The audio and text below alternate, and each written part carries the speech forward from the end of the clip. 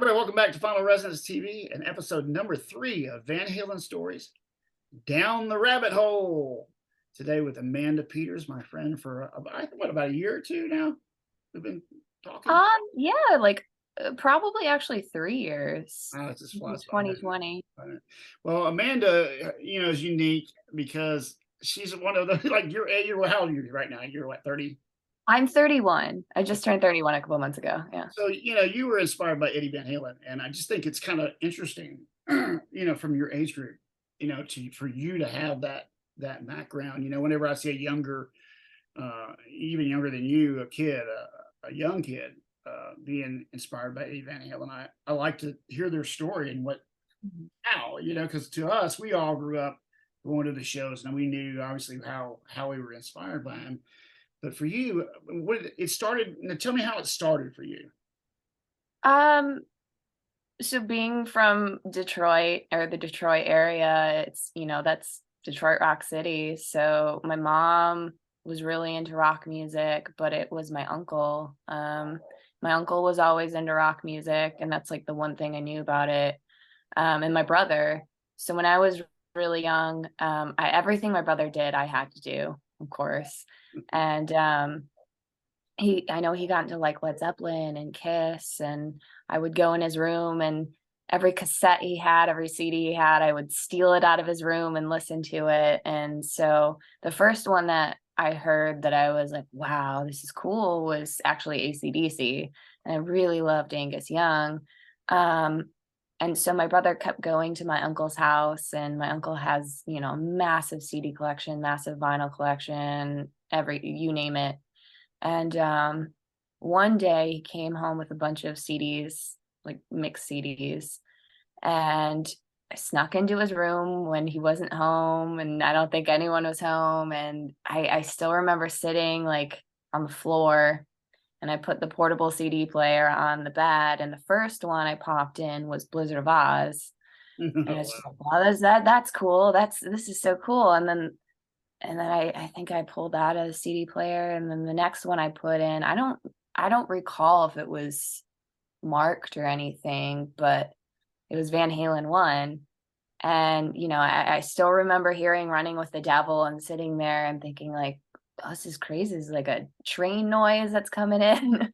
Right. And but it wasn't until obviously Eruption came on next that I just was so blown away, and I obviously still get the goosebumps thinking about it. And when it got to that tapping part, that's when I was like, "Whoa." And it was just like I probably finished listening to the song, maybe not even that. I just knew I had to play guitar. I was like, I don't know what that was. I have to be able to do that. And I sprinted into the kitchen, and I just remember going to my mom, be like, "Mom, can I get a guitar? Can we please get a guitar?" And I begged her and begged her, and I didn't even know what Eddie played. I just went to we had like a basket of ads for like Circuit City and Best Buy, and I went to a Circuit City ad, and I just found there was this like Strat and had this black pickguard, but it was blue. And I want that, and I saved the ad. Um and then I ended up getting that same guitar a couple years later because my dad was like, "You got to learn to play classical on a acoustic." Right. But yeah, that was my entrance. It was really, a mixture of my whole family just being into rock music, but I really felt like Eddie chose me. That song chose me, right? Like we all have a favorite, we recall hearing one song where we're like, wow, that was the coolest thing I'd ever heard. I got to go play guitar. And for me, that was Eruption. So, even though it wasn't my era. It's just being from the Detroit Rock City, and that's just every radio station was playing that, and it's like, even though it's my mom's era, it's just so ingrained in the culture there to love classic rock. So if anything, it's just really a part of where I'm from and my family that I really got into it. So how old were you at that point? I mean, This had to have been when I was 11. Okay. Because I think I remember signing up for guitar class, and I was like 11 going on 12, I believe, or 12 going on 13. So I was like 11. I was probably 11 and then I turned 12. Yeah, that's what it was. I was 11. So it had to been like probably January, February, March. So early in the year because my birthday is in April. So yeah, if I recall right, it's probably like February or March that I heard it. That's such a common thing with almost everybody that we talk to, or Mhm. it's everybody has that one thing that just Yeah. blew them away. With Eddie, and I've had dudes cry on here. I mean, they start talking about eruption, they start crying on me. But yeah, Really? it was so. I mean, I don't know what it was about Eddie Van Halen, but for all of us, it seems like it was the same kind of visceral thing that happened. Yeah, it's just like you just whoa, like I just remember sitting there just like what is happening? Yeah, I was just like, what am I listening to? This is the coolest thing I've ever heard. It was just out of this world. Right. And it just slaps you right across the face where you're like, whoa, it is the most insane thing I'd ever heard. And of course, when I got my acoustic, it was this really cheap Yamaha, and Mhm. the action and the tension is way off, Right, and right. the strings are like a million miles away from the fretboard. But of course, the first thing I remember getting the guitar, and the first thing I did is I sat in my brother's room and I'm trying to tap. I was trying to tap, and How it's did like, how did you know it was tapping though? I mean, if how did you know then?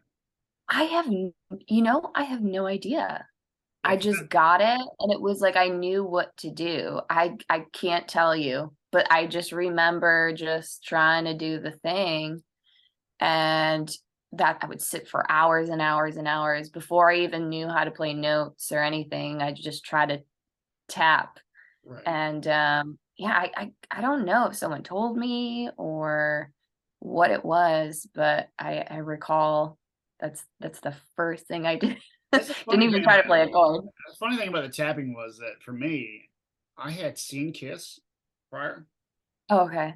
and how I connected the tapping was had seen Ace Frehley use his pick, Mm, and I'd seen this live, right, in a show mhm. when I was 11 as well. And somehow I put that together with Van Halen. I had kind of figured out that that was what it was. A lot of people were shocked and thought it was keyboards or whatever, but I didn't have that experience with it, that I didn't know at all. I just kind of had an idea. Yeah. Maybe because Ace Frehley, I think. I yeah, I mean, looking back, I have no idea how I knew. Like I said, maybe someone told me or it's just been so long, but yeah, that was the first thing. That's weird, right? So what was the next song that really blew you away? By Van Halen? Yeah. Um, I mean, that's the one, honestly, at least in my childhood, that Mhm. really sticks out. And then the other big one that sticks out from my childhood, and I, remember my mom driving the car. I mean, there's like a bend that goes around the town that I'm from. It's a very small town, Mhm. and hot for teacher.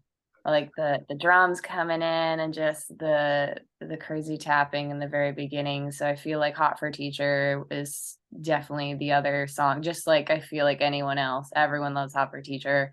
Sure. So I feel like those were the two big ones. I always really loved You Really Got Me. Mhm. That was a big one for me too. Yeah. And of course, Running with the Devil. I'm a huge fan of Van Halen one, as most people are. Mhm. And 1984. Those are my two favorites. If Sure. I had to pick Well, two, yeah, they're top to bottom fantastic. I mean, yeah. there's not a song that you go, It's I not want to skip on this one. You don't skip yeah. those songs on that album. Those albums, it's just amazing because when I saw Van Halen in '84. That was my first time at 16, Oh, so that was my first time. So I did see them in '84. I missed, of course, '81, which is what I would like to go back and see. But I saw yeah. that in the video, so that's how I got inspired by the Unchained video. I think I've said that before, but yeah, it's amazing how much how like visceral it was for you. And what did your mom think of you? Like all of a sudden being into this solo? I mean, I'm sure I remember my dad being about it because he was like, my daughter's gonna learn how to play acoustic guitar and she's gonna be like a little James Taylor and Joni Oh, okay. Mitchell, but I I got don't think he was prepared for me you. Right. to wanna be a little Edward Van Halen, so it was like, "Oh god, no, not this." My mom, I mean, she played guitar. Did she? She was a huge Peter Frampton fan, and she would talk about it with me all the time. Like, I used to play like deep, just, Smoke on the Water and pretty basic songs. Mhm. So my mom was a guitar player, and so for her, it was cool. And she grew up in Detroit Rock City when it was Detroit Rock City, and so for Right. her, it was like, "Yeah, this is normal, this is cool," and, they were supportive of my music career, through high school, as Eddie would say, "Cut me off the streets," like, not that there were any streets to be on when the town I'm from, but, Right. I just played until I fell asleep on the floor, and that's, like, the majority of my memories of being a teenager, like a young teenager, is just like playing guitar on the floor until I like fell asleep holding my guitar, and then I'd wake up in the morning and I'd be I'd have the guitar in my hand. I'm like, well, I gotta go to school. Right. So yeah, I was obsessed. I had to, whatever I had to do to be like Van Halen. That's what I wanted to do. Yeah, that's the same thing I did. I mean, it's exactly which is why it's cool that you're relating the story because it like it's just totally jumped, back 20, 30 years. I mean, you know what Mhm. I mean? For you, you're like, what, you're 20 years, 20 something years younger than me. It's amazing to me that I had the same experience that you had. And that there's Yeah. kids that are having this at 10 now. Yeah. Still. It's so crazy to me, like, when I see, 18, 17-year-olds and, I feel like Van Halen is timeless, but when they're playing like things like Thin Lizzy, and I'm just like, what, how do you know about that? Yeah. So Right. it's Right. How did crazy to see the kids playing, classic rock because that I really thought that it was going to die with my generation, and here it is, kids are playing Gary Moore, and I'm like, I didn't even know who Gary Moore was until like, I was in my 20s. So yeah, it's crazy to I see saw a kid at all. NAMM. Isn't that that guy Todd, a little young guy Taj? I forget his last name, but he played. Oh yeah. I was at NAMM and he was playing "The Loner" by Gary Moore, and I was like, I don't know who was with me, but I think it was my wife, and I was like, Mhm. he's playing "The Loner" by Gary Moore. It's so weird to see such a little guy Yeah. like really interpreting that Oh, so well, and then and it's so impressive, to see somebody who could mhm. barely get the guitar in his hand. He's so small. Yeah, That yeah. wail like that on and that guitar was amazing. He was like, That's so. you see that at NAMM. That's one of the really cool things about NAMM is being able to Mhm. see these things happen and watch other people play. And it's so inspiring as you go out there and you get to see everybody. And you feel like you're part of that community. You're out there with all those people they're from all over the world, obviously. So that kind of just feels like, wow, I can't believe we're all here together in this one spot. It's just such a cool Yeah. time. Yeah, it's a great time. So when you get inspired by Eddie and you play, so you're 11 at that time. Yeah. You said you go through your whole teenage years playing guitar nonstop, obsessed. Nonstop. So Obsessed. so do you? I guess you go to lots of concerts during this period. Not a lot. Not a lot. Um, no, I mean, like I said, being from a small town, Mhm. and I didn't really have any money. It's like my parents would have had to buy me tickets, and I had to kind of pick and choose what concerts I went to. Mhm. So my first concert, my mom took me to, Mhm. and that was Dennis DeYoung with Yeah. the orchestra. Yeah. Awesome. Yeah, and yes, and so at the time, I think it was something through PBS, Uh-huh. and we were able to, like, go backstage and meet him, Mhm. and I remember going to my uncle's house, and this is the first time I'd found out my uncle was a concert photographer because he gave me this, like, print a couple prints actually of Dennis. And then when I met him, he signed the photo, and I remember him being like, "Oh man, this is my favorite outfit." And I'm just standing there, and I'm so young, and I don't know what to say, because it's like this is my first interaction with a famous person, a rock star. I always air quote it, but Right, right, I right. you know yeah, so I'm like, I don't know, like, what do I say? And so I'm shy, and my mom's like, "Well, she plays guitar." And I just remember him telling me like, "Oh, don't, never give up. You should absolutely go for it." And I'm like, "Okay, well, if Dennis DeYoung is telling me to keep playing guitar, then I guess I'll keep playing guitar." And I think that was like kind of the first time someone told me that. And so I just immediately got into this mindset of, like, okay, then I'll just be like my idols. The first concert I chose to go to was actually Green Day. Oh, And okay. I know a lot of people are like, "Oh man, Green Day," but I loved Green Day as a kid. That was like, I'm sure for you, that was my Van Halen of like, they were massive, they were huge, they Right. put on this massive show. But what most people don't know about Billy Joe is his biggest inspiration was Edward Van Halen. I know that he has a guitar And strapped up like that. Yeah. yeah, and so his whole setup on his Blue is actually the setup that Eddie had. And if you listen to those like really, really early Green Day records, there's one song where you can hear it and he totally rips off Van Halen. I can't remember what song it is, but when you listen to it, you're like, wait a second, this is a Van Halen song. And so it's kind of funny, I learned it way later in life that he was a huge Eddie fan. So it just made sense to me that I loved Billy Joe Armstrong. And, you think about the big show that they put on for everyone, and that's very Van Halen. And he's jumping around, he's jumping off the drums. Yeah, he's not doing a toe touch, but they're very lively in their show. And I really love that about Green Day. And I even have that Dookie overdrive pedal, Oh, yeah, I think I and he remember based that. it off of like Eddie's rig. Okay. So yeah, Yeah, yeah. So you remember that. it's like based off his Marshalls. Yeah. That's awesome. So even though it's Green Day, it's like still kind of Van Right, Halen. inspired by Van Halen, sure. I mean, that's why, I wanted to have you on, 'cause this is kind of a thing that's, gonna go different with the rabbit hole. It's gonna be different aspects of Eddie's influence, from like being inspired by him to just about any kind of crazy outside deep story I can get into that would be different and fun. And your story Yeah. was one of those I thought of course, right out of the gate. And yeah, you go on, as you get into your adulthood and you start to get into modding guitars. Mhm. And one of the things that, yeah, I'll go back real quick, is one of the first videos I saw of you is playing with your delay, and I think that's with Oh yeah. your Uh-huh. Univox, right? My You were, Univox EC80, yeah. yeah. So you have one of those crazy delays. People say they're Mhm. wild, and you were Yes. playing it in your video, right? That's what I remember. Yeah. So I think that's the first time I saw you play and like on the video or whatever. So Oh, okay.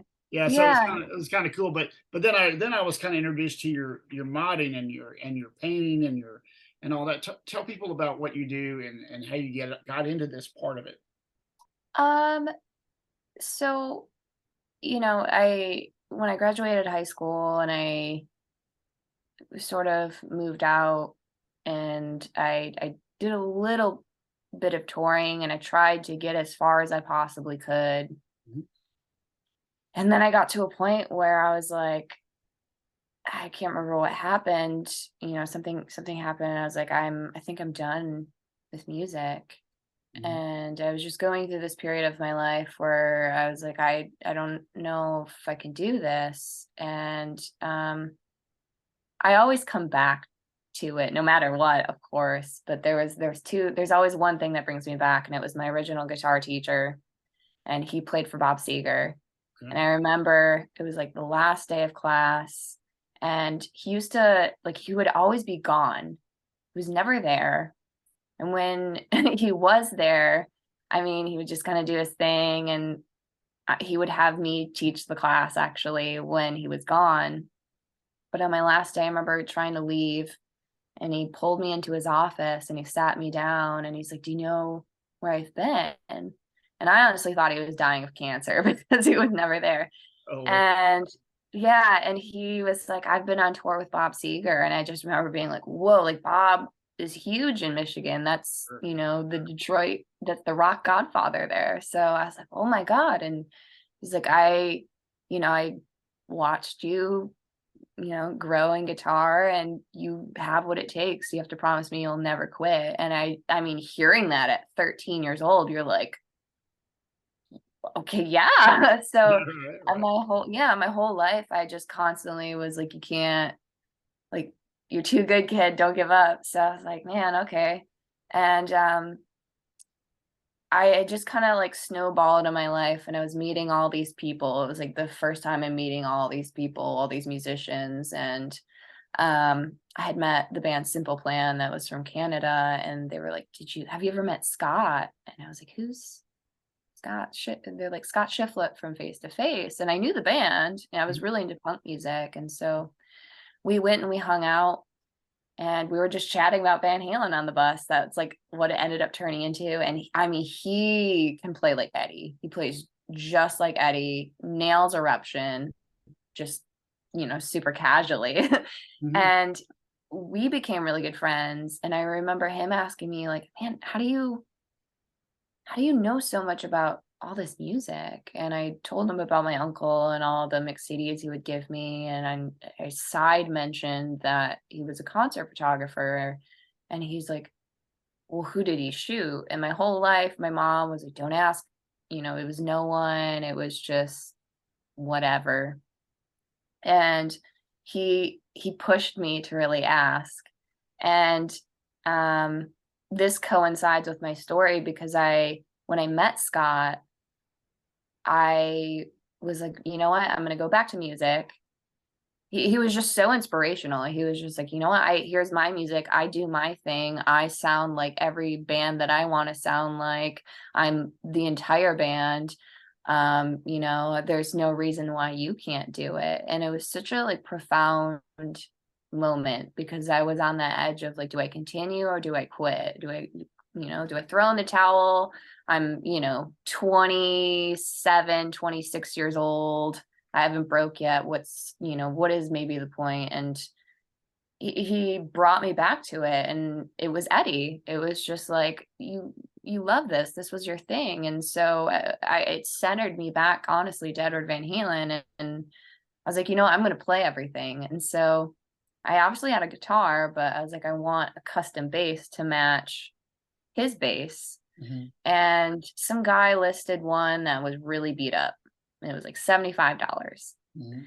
And I was like, $6,000 for Fender Custom Shop. Like, I can do that at home. And when I was really young, my mom would drop me off at my grandfather's house. And I grew up, sitting in his wood shop in the basement. And it's like, it's not just like, oh, we got some tools and stuff. No, this is like an immaculate whole basement is a wood shop, tool, like massive table saws and everything everywhere. He's got everything, and fixed TVs, fixed radios, everything, mechanic, wood builder. His father was a luthier actually and worked on violins. Mhm. So, he knew a little bit about stringed instruments. And so I decided, well, you know what? My grandfather can do everything. So I'm just going to bring in my bass and we'll work on it. And he actually painted cars in the 60s. He painted Cadillacs. So I'm like, we can do this. So I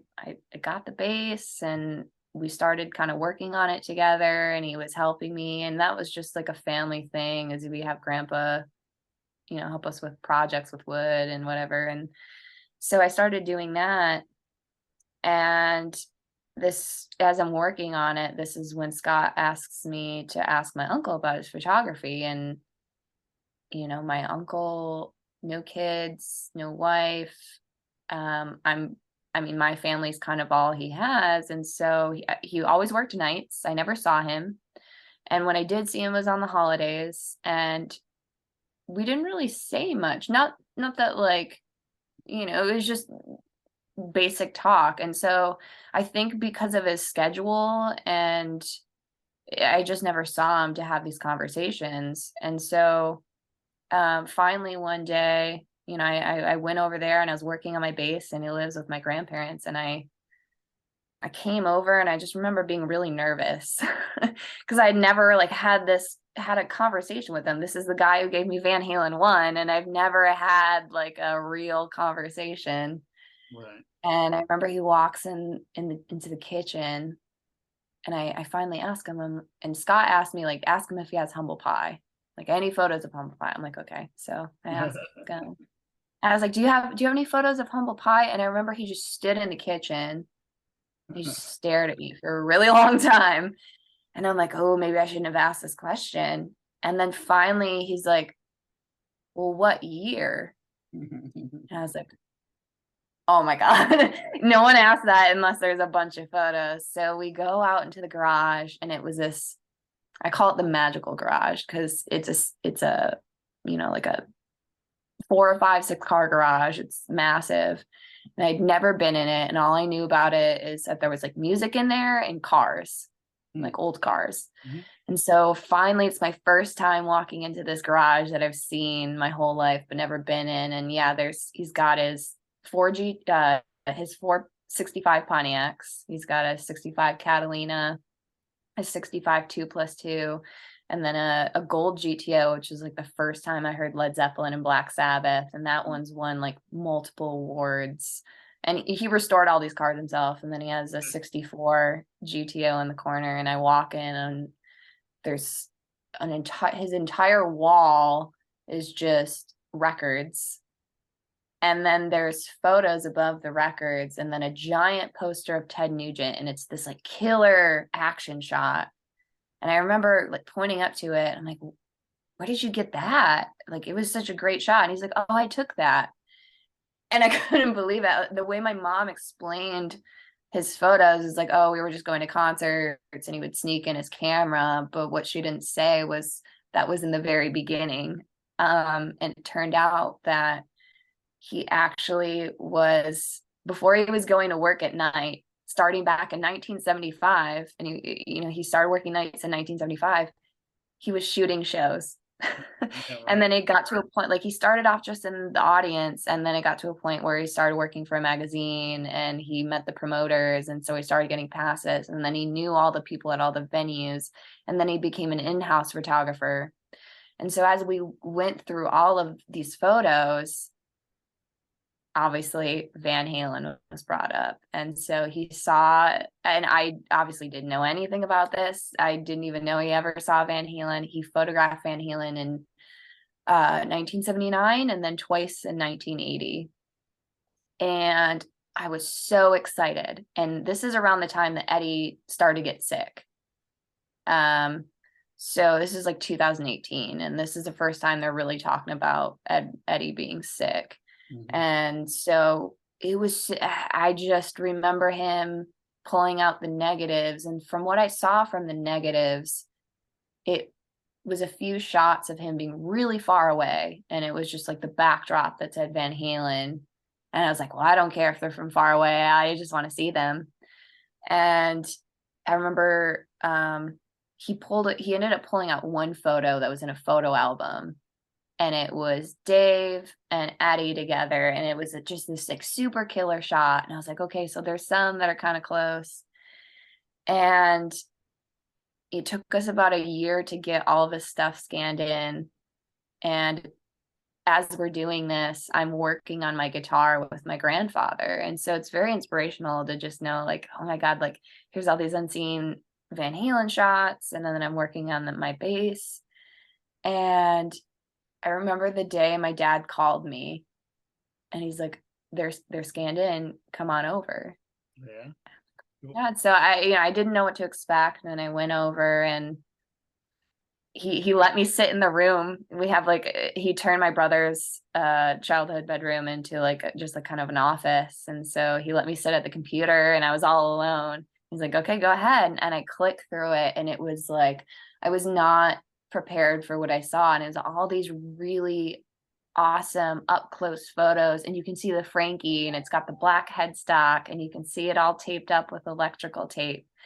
And it was just like levitating on the moon, just see what my uncle saw, and it was so cool. And I was able to show my uncle, all of his photos, because he hadn't seen them since like 1981. He's like, I don't know, I haven't pulled this out since I took him. And it turned out that he did a whole article with this magazine, and he was telling me, I had to send off the photos to Van Halen's manager, and they had to okay the photos. Like, no, there couldn't be a bad photo used in the Right. article. And to see my uncle's name in a magazine that says Van Halen on it, I was like, I had no idea. I had no idea he was such a big fan either. And that was the one thing that made it so special. Um, and so inspiring is, I asked him, I'm like, how did you get into Van Halen? And, it showed why he gave me Van Halen 1. And he told me, back in the 70s, when the record came out, they would play the actual record, the full record on the radio from beginning to end. And he's like, I heard it on the radio. Probably it was probably, at midnight they played it. And he's like, I heard it, and I went in the next day to the record store and I bought it. And he from then he's like, well, let me go show you something in the garage. And so we go back out, and he pops open the trunk of his 65 Catalina, and he pulls out this giant tube, and it's a poster, and he unrolls it, and it was the promo poster for Van Halen 1. So when albums came out, they would hang up the poster in the window so people would see it. And he's like, yep, I went in the day that it came out. And I was like, has anyone called that? And they told me no. And he's like, put my name on it. And he's like, so when they were done promoting the album, I went in and I picked up the poster, and he kept it all these years, and it's massive. So he's been with Van Halen from day one, and it was so cool to just kind of see how that trickled down. And then And even my grandfather. did So he, I did your uncle, when he, got this, obviously he was thinking there was something special about it to get the poster. He just collected everything. He was always a collector. So he And just liked to so collect things. yeah, so it was just really interesting, because like I said, I didn't know anything about his background really, and no one in the family knew that he did this, because he was doing it Mm. before he went to work, and so he kind of like hid it.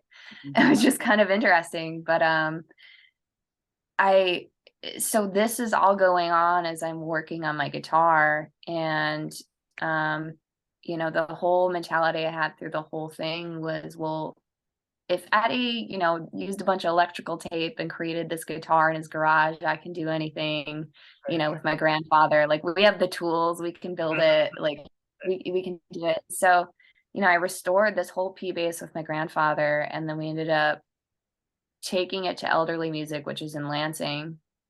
And there was something wrong with the neck, and my grandfather's like, I don't know how to fix it. So I took it to them, and the people there are like some of the best in the business with restorations. And Heard of yeah, them. so when I brought it to them, they looked at me and they looked at the bass, and they're like, who did this? Who fixed this? And I was like, me and my grandfather. And they were like, do you want a job here? And I'm like, I don't even know what I'm doing. Yeah. So that was like the first time someone was like, who did this paint job, like who fixed this guitar? And it was really my grandfather, like, who's so good at wood. And so we decided that we were going to build another guitar. We were going to build it together. But then he had an accident, he fell, and then he had a heart attack, and he passed away. And it was very sudden, and it was like right after I finished my bass. So of course I was just absolutely devastated. And he wanted to build me a guitar, and that was like his like dying wish. I was the last person who saw him, and he that's all he kept talking about. He's like, I just want to go home and I want to build a guitar.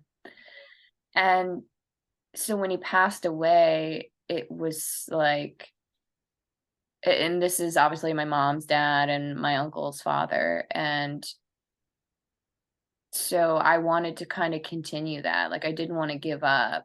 Um, and it really forced me to start working more on guitars and going back to the whole Eddie thing. Is it just got me on a high, just seeing all those photos and working on a guitar at the same time that I'm like going back to my roots. I'm like, this is why I started. This is why I started doing everything in my life.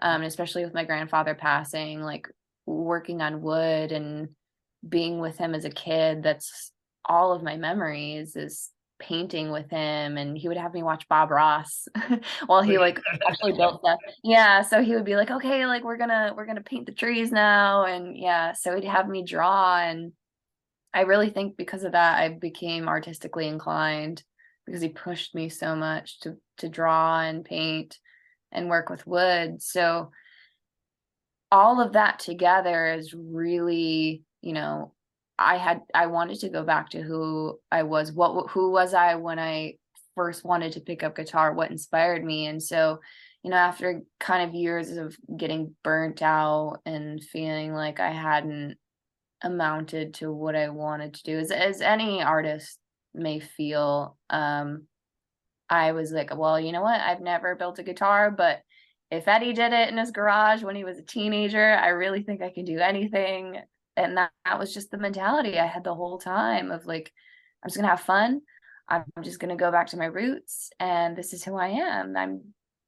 I can be Eddie. Like, not that I will ever amount per se to, how great he was and how much he changed the world, but it's just that inspiration of Sure. what he did in his life. And so after that, honestly, ever since, it's just been a snowball of in my life of just things happening faster than I could take them in. And so on a whim, I flew out to this guitar show, which Joe Bonamassa is at quite often.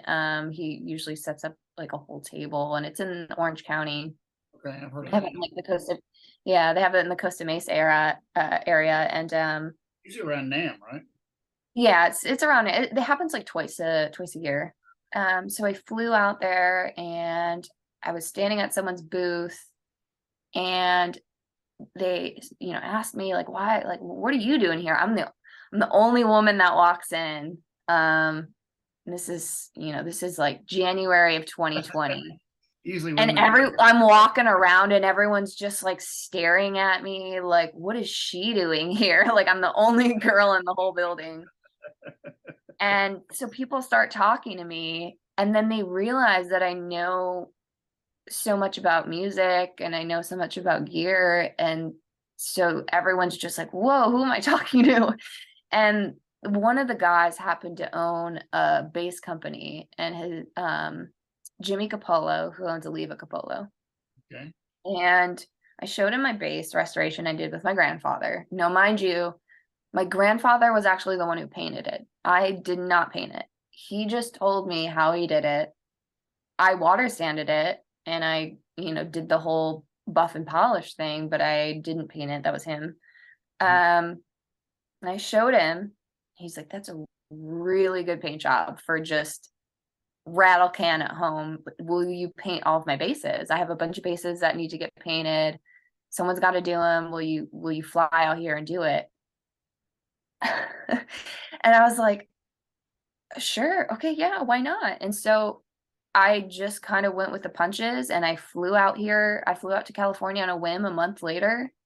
It was like near the end of February of 2020. And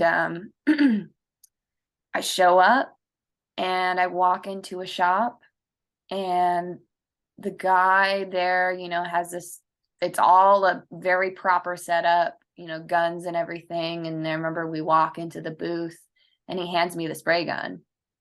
He's like, okay, start shooting. And I expected him to show me how to do it. And I was like, oh, okay. And so I just went back, and I thought about what my grandfather had told me and how he painted Cadillacs. He's like, we took the gun and we sprayed it very carefully, and then we kind of like overlapped it and sprayed. And so I started doing the same thing with the guitar. And as I'm doing it, the guy asks me, well, how long have you been painting guitars? Like 7 years? It's like, no, this is actually the first one I've ever done in my life. And he was like, you just sprayed that like a professional, like they do at custom shop. I was just like, oh, okay. And there were things I obviously, like, as you know, I got farther into painting, I didn't know what to do and I didn't know how to do it. And he had to show me. But by my second or third day, I was working on custom shop guitars because he was like, you got what it takes. You're doing it. And so I went from, I've never held a gun in my life to 3 days later and painting a bunch of stuff for custom shops. And I learned so much within the very short time span that I was there painting. And I could not tell you how many guitars I painted in those first couple weeks. Like I was there from, 5 o'clock in the morning until almost midnight every day. And and he's like, you got to want this. You got to want this. And I kept thinking of that Japanese magazine where Eddie is at Kramer Mhm. and they show him and he's like in the booth and he's Right. spraying all the guitars. And the whole time I'm spraying stuff, I'm like, I'm Eddie in the magazine. And that was just the whole time. I was just like, anyone else might be like, oh, this is like a weird factory job. But here I am, oh gosh, this is just 3 years ago. And I'm just like, I'm Eddie at Kramer. And that was just the mentality I had through the whole thing. And as I'm painting, I'm just like, if my grandfather can do it, if Eddie Van Halen can do it, there's no reason I can't do it. And, at the time, I didn't know of any other woman working on a guitar, let alone women who really played guitar. Mhm. Um, there was a few obviously throughout history, like the Runaways, but like in terms of really well-known players, I feel like right around that time, that's when everyone started to really explode, all the females. It's really only been within the past, I would say like maybe 5 years that all the women really came to the forefront of music. And it, In and that you think in about that that, that's in players. that in that style, like what Yes. I think the first one that kind of hit me was Oriante when she first hit. She was pretty young, Yes. and she had some really good pop songs that she had out, and she put out a great album. Of course, played some really cool stuff inspired by Eddie, and so she was kind of like the first one that I saw that new generation, Mhm. and then like you said, it just kind of exploded. It exploded, yeah, like, she was definitely big, but, the first one that I knew of Orianthi, but the first one that I feel like really hit where it's like they're a guitar player was and as everyone knows, it was Nita Strauss, like, or, it was always Orianthi and Nita Strauss that were Yeah, right. That time. always yeah, Huh. and I feel like it was like, Orianthi sings, and, yeah, she's a really great player, and of course, but I there was something about Nita Strauss then coming into play that really set off all the dominoes.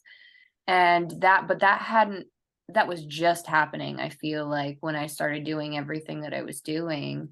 And it was interesting because I stepped into this and it was like, okay, now all these women are coming to the forefront, but no one was working on guitars. And in terms of like women working on guitars, I was the only one I knew about. I knew about maybe two others at the time.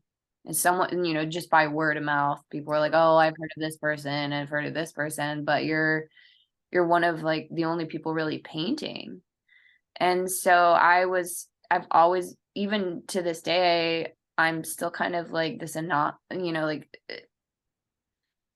a rarity really. There's not many women who work on guitars. I've obviously found them all. There's a lot more than you think there are, but You are when I rare. That's why, one of the reasons why I wanted to have you on is because, I think that the people that you like at the guitar show, they realize that you are a rarity, and, yeah, and they want to lift you up, and yeah, that is really cool, that, you and I have the same influence, yet, you're this, painter and you're doing these things, you're mhm, finding your thing that you've kind of through your grandfather and all your different yeah, experiences have been able to kind of like find this thing, this little niche, and that you're so special in. You're like at this really special place. Or you? Yeah. I always joke with people that I'm the Charvel art series. Like that's that's what I joke with people. I'm like, I'm the Eddie Van Halen Charvel art series. That's my whole thing. Um, Meaning, what do you because mean by that? Because it's rare. not, not because it's rare, but he did like a whole line and he painted it himself and that was all him. Yeah. And so I always joke that I'm the Charvel art series because I do art and everything on the guitars. But yeah, in the beginning, when I first started painting, I thought, well, you know what? This is my thing. I think this is what I'm gonna do. You found it.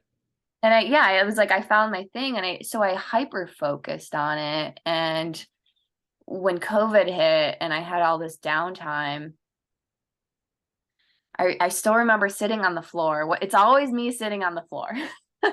And I'm listening to music and I'm like, you know what? I think I want to come up with my own signature guitar.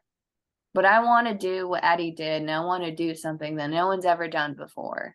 And I want to do something that's original. And so the one most profound thing I've taken from Eddie, besides the if Eddie can do it, I can do it mentality, is to be an original. And we see this with Wolfie, and people get on him because he's not playing Van Halen. But if you really listen to what Eddie was telling everyone the whole time, is to just be yourself. And that's why everyone loves Eddie, is he was just himself. He was unapologetic about everything he did in his life because it was just him. It was just him being him. Mhm. And that's why people love him, because it was so unique and so original, because he wasn't hyper focused about being someone. He was just hyper focused about being himself. Right, right. And that's the one thing I've taken with me throughout my whole music career is to do what Eddie don't be Edward Van Halen, be like Edward Van Halen. In the terms of just be yourself. And so I don't think I could ever go up on stage and actually have a Frankie. I don't think I could ever go up on stage and completely, be in a cover band, because that's not fully my thing. Like I would love to play Van Halen covers, obviously, but Mhm. I'm not in that headspace. Sure. I'm in the headspace of I want to be an artist like Edward Van Halen. I want to be what he taught me to be, and that was my unapologetically myself. Sure.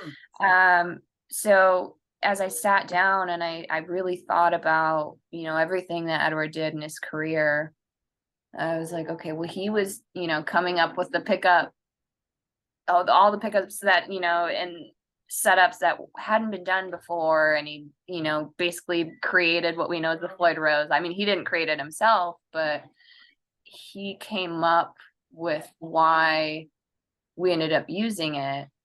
Yeah, And so, the technique of yes, because he, the technique that ended up creating it. And so yeah, I remember sitting there and just really really thinking about, like, who am I? Like, what am I? And what is it that I can create that's so unique, that's never been done before? And so that was when I had my first idea, and I was listening to Rory Gallagher while I was doing it, and it was a song called Moonchild. Mhm. And it was inspired a lot, obviously, by Eddie, of trying to be just myself, but also inspired by, three other people, really, in this one guitar, just taking slight inspirations but making it myself. And that was when my first prototype idea was born. And then I got this bug of like, okay, well, I want to do more. I want to create more. I want to make more of what's me. And then I really sat, and then that's when I came up with my Strat idea, and it was probably some months later. But that first one was my Light Up project, which is now going into my Red Special. So that was the first. That was the first one. Was tell people a little bit about this guitar. so obviously when I sat there and I'm listening to Moonchild by Rory Gallagher, it was like it just kind of came to me. No one was doing anything with LEDs at the time. Like they're putting it obviously in the fretboards, but no one was making it art. No one was making it into something that could be brought into a full visual aspect. And that's what I wanted to do with the guitars. I wanted it to be a whole experience. And it's a very glam rock idea. But I'm really inspired, like Pink Floyd is a huge inspiration for me, and obviously Queen, and Brian May was inspired by Rory Gallagher. That's where he got his sound. He built that guitar with his dad and in their shop too. And so it's as much as I am Eddie, I definitely see pieces of myself in Brian May. And he used the treble booster, the Range Master, and with the AC30 because that's what Rory Gallagher had. And you can find interviews of him talking about when he met Rory Gallagher. And so when it came down to it, and it was, I'm like, do I not do it? Do I do it? It almost didn't happen. It was originally going to go into Telecaster, and it almost didn't happen. And I didn't want to give up on it. And it hit me that I was like, I'm doing this all wrong. It's got to be with Brian May. I mean, this man was inspired by Rory Gallagher, and that's really kind of where I got that idea, was just listening to Rory Gallagher. So I ended up going to Brian May Guitars, and I got a red special, and then they in turn were like, Brian's gonna love this. We can't wait to see what happens with it. And then I'm getting help from Andy Guyton, who is Brian May's luthier, and he's helping me. I have the original copies of the red special. Yeah, he's helping me make a metal pick guard and some covers that I'm gonna engrave some designs on. But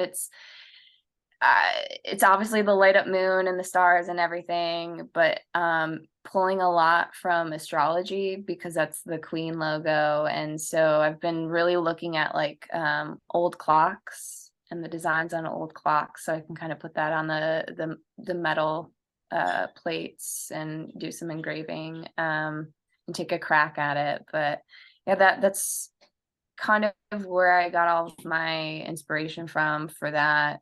It's pushing myself to like actually finish it, and he's also he has a PhD in astrophysics, I think, or whatever it is. Yes. And so yeah, I think you'll love that. Yeah, so many people are like, why don't you, like, what about Brian May? He's an astrophysicist. And I'm like, someone said that to me, and I'm like, oh, you're totally right. And everyone's like, he loves the moon, and he does love the moon. In fact, I'm friends with Michael and Marks, who was one of the original photographers for Cream magazine. And he was on tour with Queen in '75. And I had a conversation with him not too long ago, and he's like, even back then, he would not shut up about the moon. Oh, really? Wow. Yeah. So it's just like, as I did this, it just completely made sense for me to do it in a red special. But then he started promoting the re-release of Starfleet as I started to like pick up and work on this. And so it's like almost perfect timing that I'm doing all this, because it's like, here comes Eddie again. And there's so many signs as I work on things where Eddie shows up, and that's definitely one of them. So it's like, even though I'm doing it in a red special, it's all Ed. It's all like, how do I be original? How do I do something that's never been done before? And that's one thing. And now with Steve Vai, he did the Hydra, and there was all sorts of lights in that, but still no one's done anything that's artsy. And then as I got farther along with that, and I got through that process of like, okay, I'm going to have this prototype, I started to think, well, what about my Strat? I gotta have a Strat. That's my kind of guitar. And so I went back to my roots, and what are my greatest memories and what's really a representation of me? And I started to think, like, I really want a tiger on a Strat. And I always saw tigers everywhere. My uncle giving me Van Halen one in his garage. He's got tigers all over the garage. because he has a bunch of GTOs. Mhm. And so the mascot was a tiger. And being from Detroit, we have Detroit Tigers. And then there's tiger stuff everywhere out in Detroit. And so I started to come up with the idea for my strat. And I was like, I want to paint a tiger on it. That's so me. I have a tiger tattoo on my leg.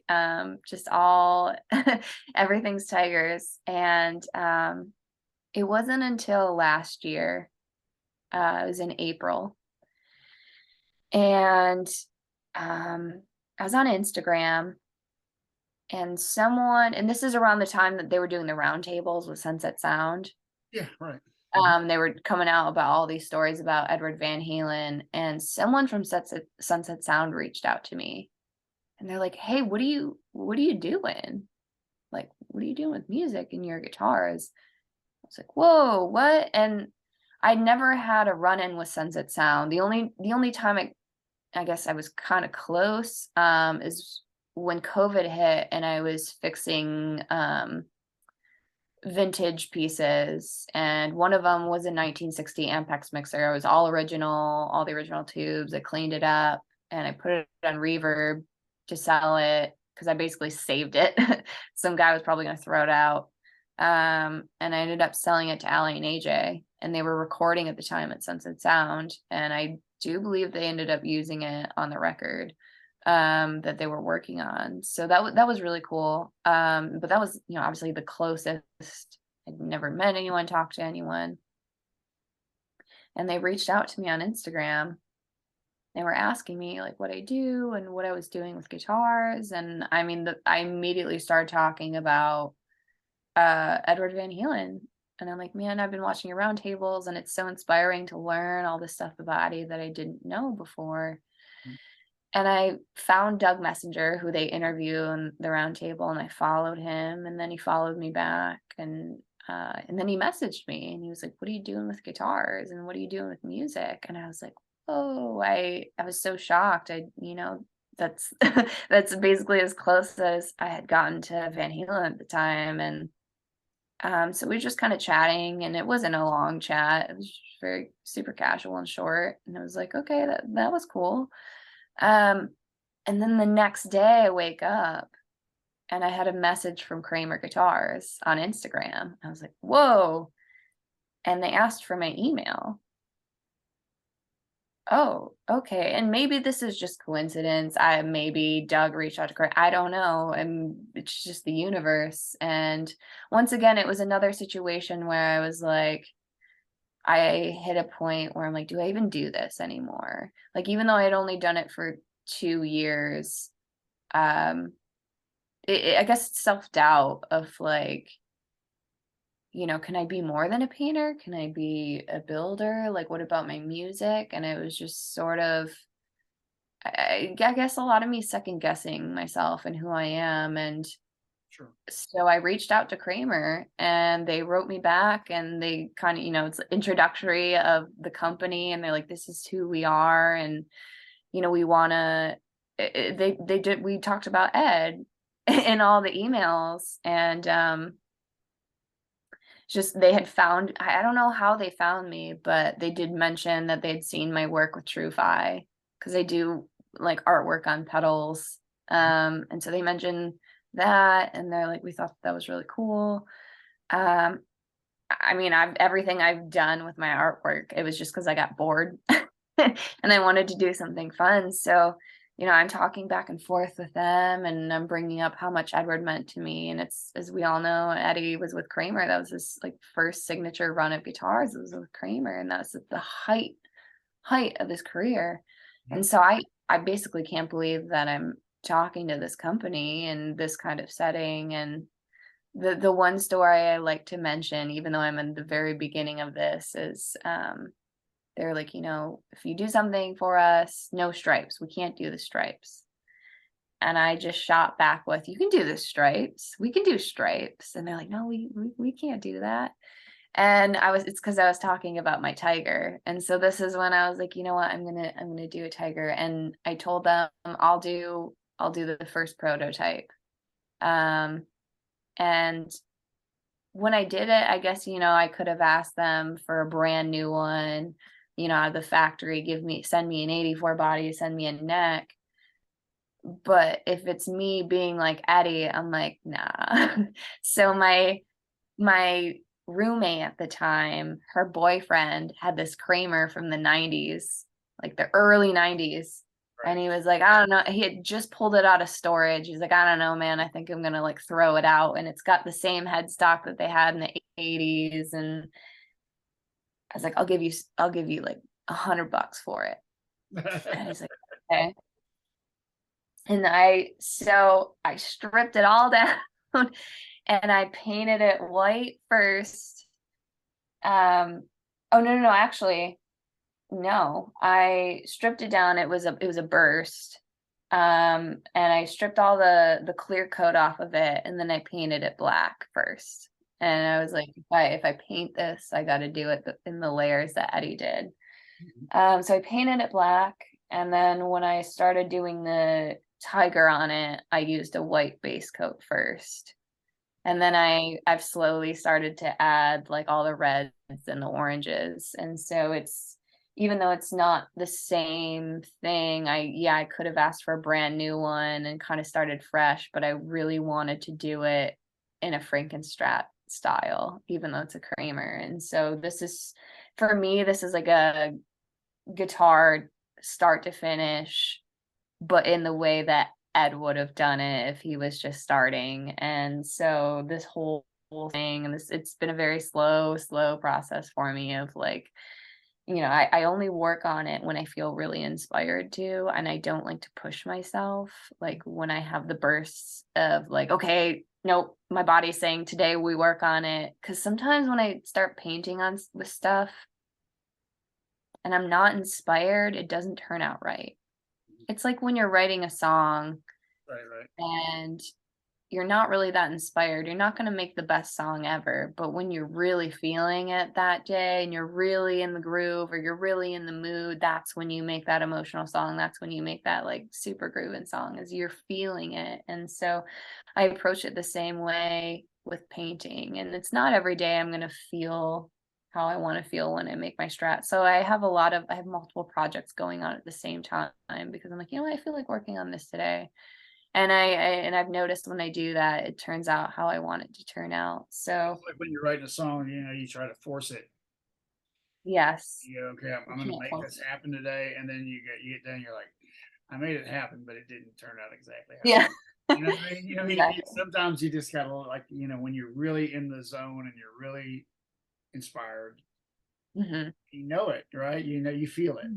It's Yeah, like, so you're gonna go work on it, and that makes total sense any kind of artistic way. yeah. It totally makes sense to me, and I think it really is. Like you said, it'll probably come out better because you're really into it. Hmm. Exactly. So I've taken my time to really think it out too. I didn't want to throw it all together. And the pickup combination is I wanted to make it unique Okay. and definitely play off of the Well, it has a Frankenstein. pick guard. It does have a pick guard, yes. You can put whatever you want in there. I got you. Yeah, yeah, but the pickup combination is definitely wacky, and I'm definitely gonna have to Eddieify it to get it to all work. You Cause should be all right with that pick guard. You can do anything you want, like you say. yeah, mhm. It's cool. So, I'm gonna use the original pick guard that it came with. Um, this one's inspired by my uncle's 2+2. Um, it's a black 2+2, which is kind of rare, and it's black interior, but with a cream retractable roof. So it's like a tuxedo. Mhm. And so I'm keeping it the same way, and it's got silver trim on it. So it's going to be black, cream, and silver. So it's inspired by a car. I love cars, but yeah, I see that. I see that definitely, on your Instagram. yeah, definitely keeping their roots here So many cars with on all there. of it. That's cool. Yeah, but the pickup combination was the one thing I struggled with Right. until I had to sit down and be like, I'm thinking about this too much. Just simplify it. Like, what would Eddie put in here? And I'm like, he would just throw a bunch of stuff in there. It would make it really random. And so that's when it kind of dawned on me how I should do the pickup combination. And I don't know how it's going to sound. Um, I still got to set it all up, but we'll see if it explodes. I don't know.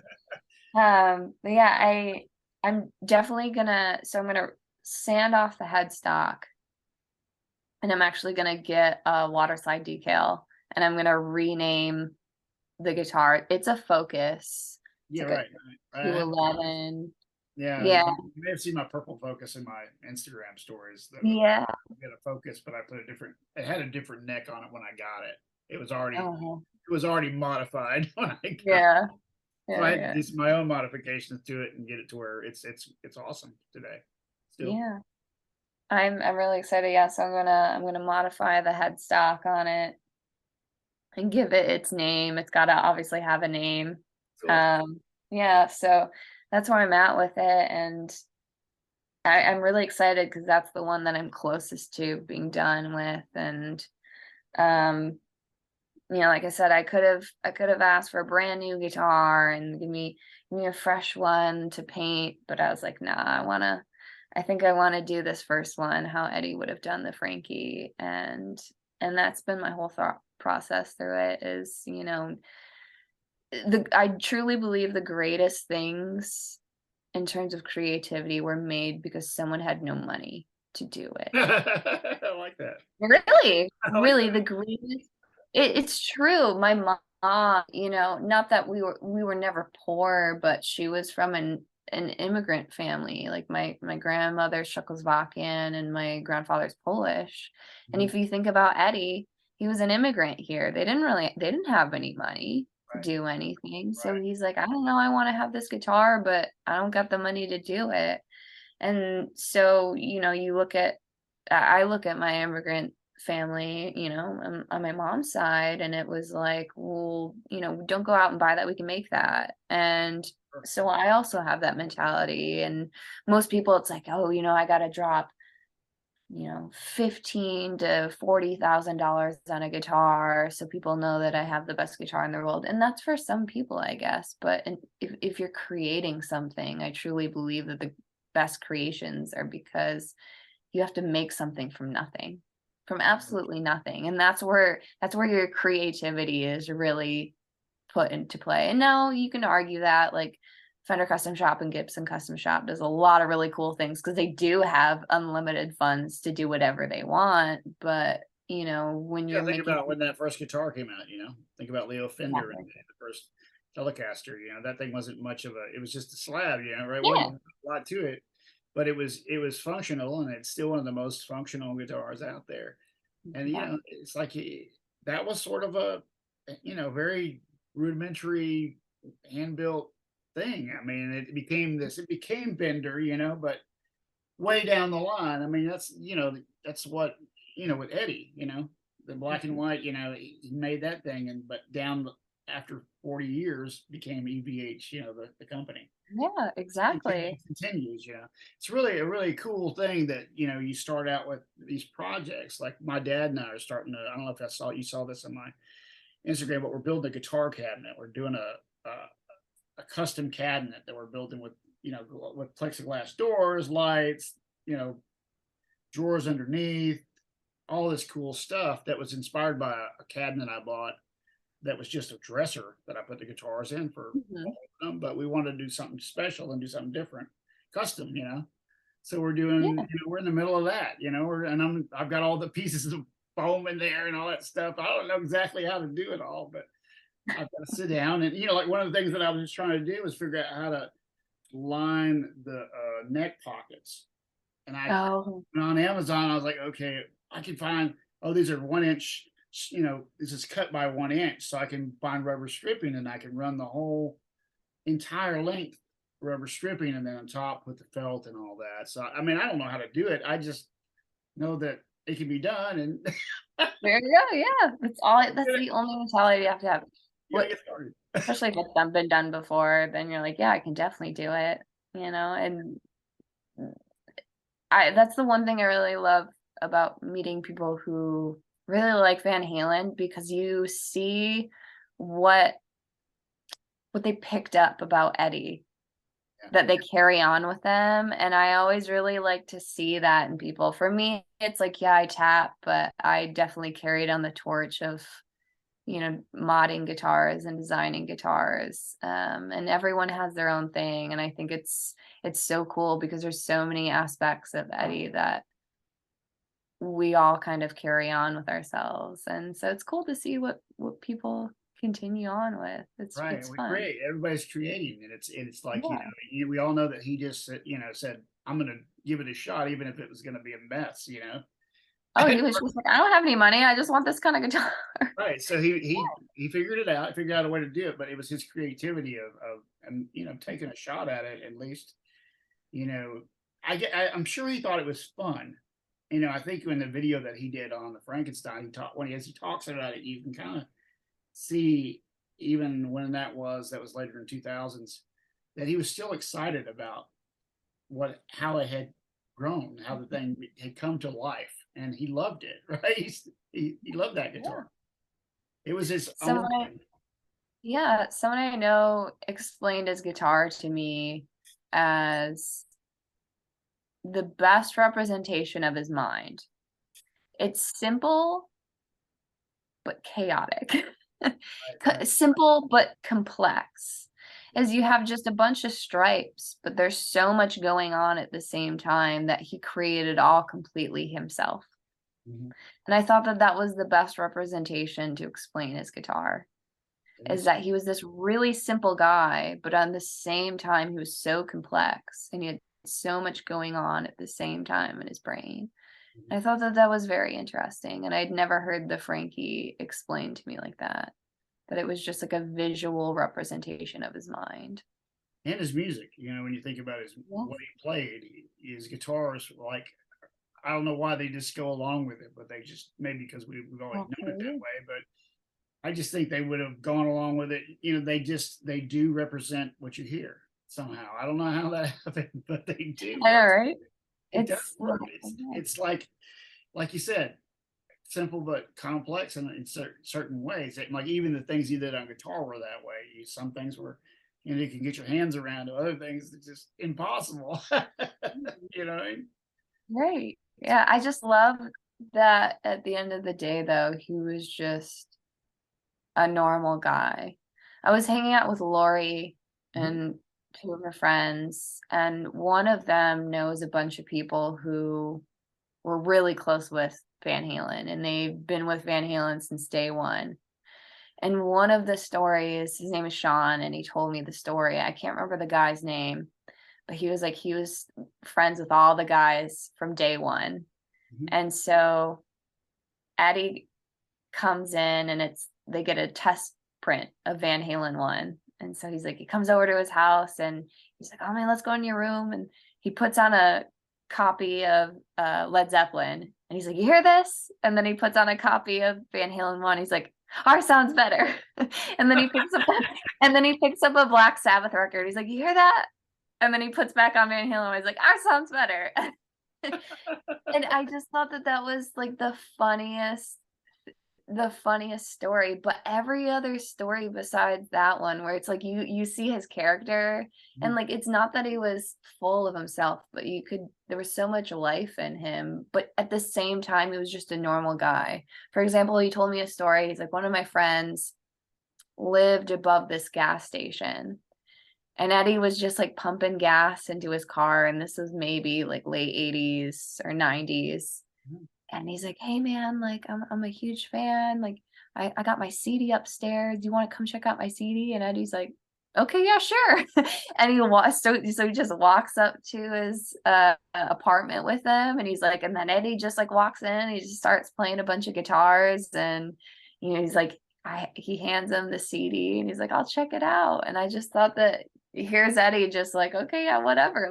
Let's go hang out. Let's go see what happens." That's And what's wild because like we all say that he was such a normal guy, and yeah, he would always say that about himself. He would like he was I'm just a I've said this dude. before that he said that he was Eddie Van Halen sometimes and he was Ed other times.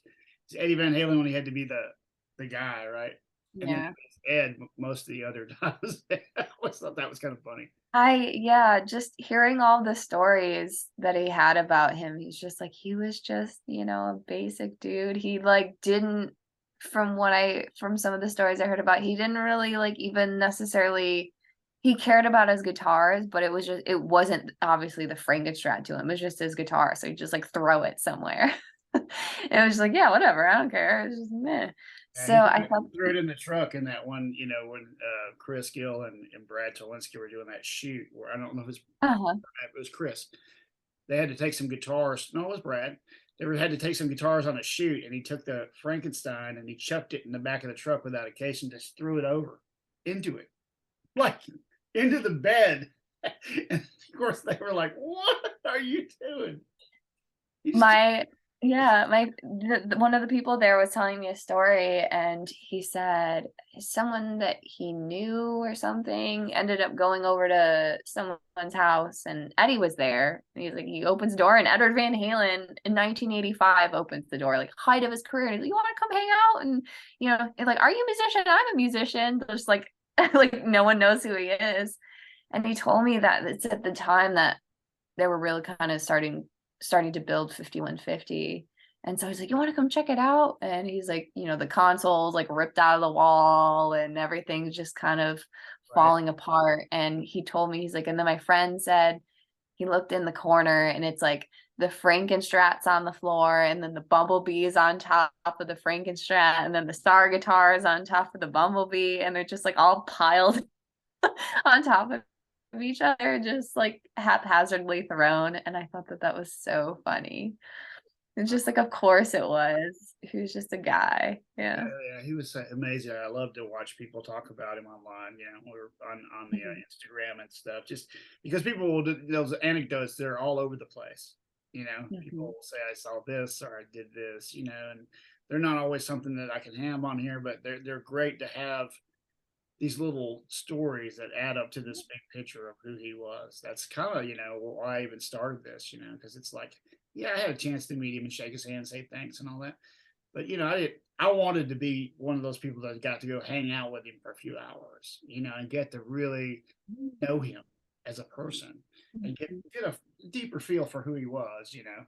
But yeah, Mhm. but I think we kind of do already. I think that all the stories we kind of do add them up, and it does kind of give us a good picture of who he was. And he was Yeah. I've only heard one story that could have maybe painted him in a negative light. And it was like he was out with his family somewhere and he's like, "Nah, man, like no pictures." But I think that that's completely understandable. You know what I'm saying? When you're at that level of fame and you just want to be with your family, I think it's fair to just be like, "No, I don't, not today." But the majority of the stories I've ever heard, besides just that one, is she's just like, "Hey man, like what's up?" And everyone's like, "I can't believe I'm hanging out with Edward Van Halen. Like he's the biggest guy in the world." And every story is just him, just super nonchalant. Like, you want to hear my music? Have you ever heard it before? right, Yeah. right. That's funny because they're talking about, I said that online the other day because there was a comment made about a negative comment made, and I was like, I didn't really want to respond to the comment, but Mhm. I did. So what I did was I found a picture of him with somebody, just one of the random fan photos, and I said, how many times did Edward Van Halen have to take a moment and make a fan's day like this and smile? How many times did he have to smile for somebody to make that special moment for them, no matter how he felt? I mean, physically or otherwise, you know. Mhm. But he made. I mean, how many people did that happen with? It was something that normal people can't even fathom. Exactly, yeah. And Imagine just, like, having a bad day and right, someone's like, "I want your picture, like, can we take," and you're like, "I'm sick, I don't feel good, I'm at the store trying to get medicine, I don't wanna take a picture," like, I right, could only imagine. And, I completely, like, understand maybe both points of view, but unless you're around or you're in that industry a lot, sometimes it's hard for people to separate the rock star from the fact that they're just a basic human being. My dad worked in television he actually started making music videos in the '80s, and the first music video he ever did was El DeBarge's "Rhythm of the Night." Oh, So wow. it's like he was at the height of MTV, and when I was growing up, he was working for Fox, and, they would bring in celebrities all the time and actresses and actors, and he would always just tell me, like, "They're just people like you and me. There's no reason that you need to freak out just because, their name is out there." And I've just always had that mentality.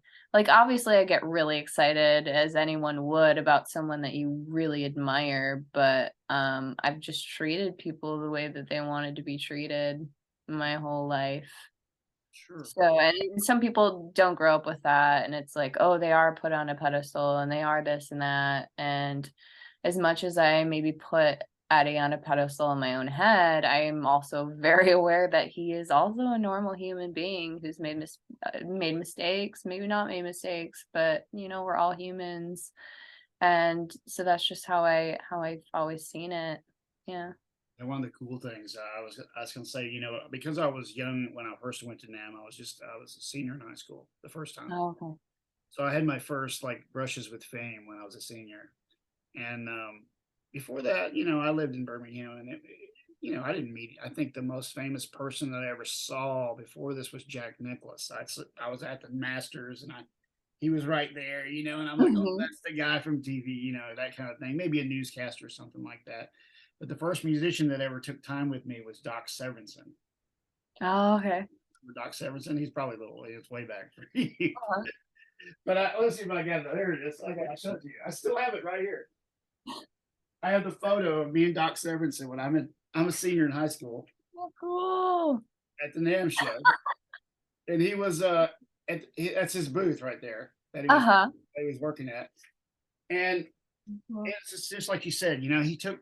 I was young, and he knew that it was important to take some time with me, and he just talked to me as long as he I wanted, and he was so super nice to me. And I was like blown away because I was a young child when he was on TV playing for Johnny Mhm. Carson. So I would sit Yeah. on my parents' bed as a child with them at night watching TV, and that here would be. So here I am, a senior in high school, and the first person I meet is Doc Severinsen. I just thought, wow, he was so nice and he was so cool. He was such a regular guy. Mhm. It was like that was my first entry to what it was like to meet somebody Yeah. like that. Like you said, they're just regular people. They just They're just, yeah, just yeah. basic. I think if anything, the like worst experiences I have with artists or actresses or anyone with a massive platform is when they act like their massive platform. And I'm just like, nah, it's not my vibe. Like, I'd rather stand and talk to someone I can have a conversation with than feel like I'm small. And,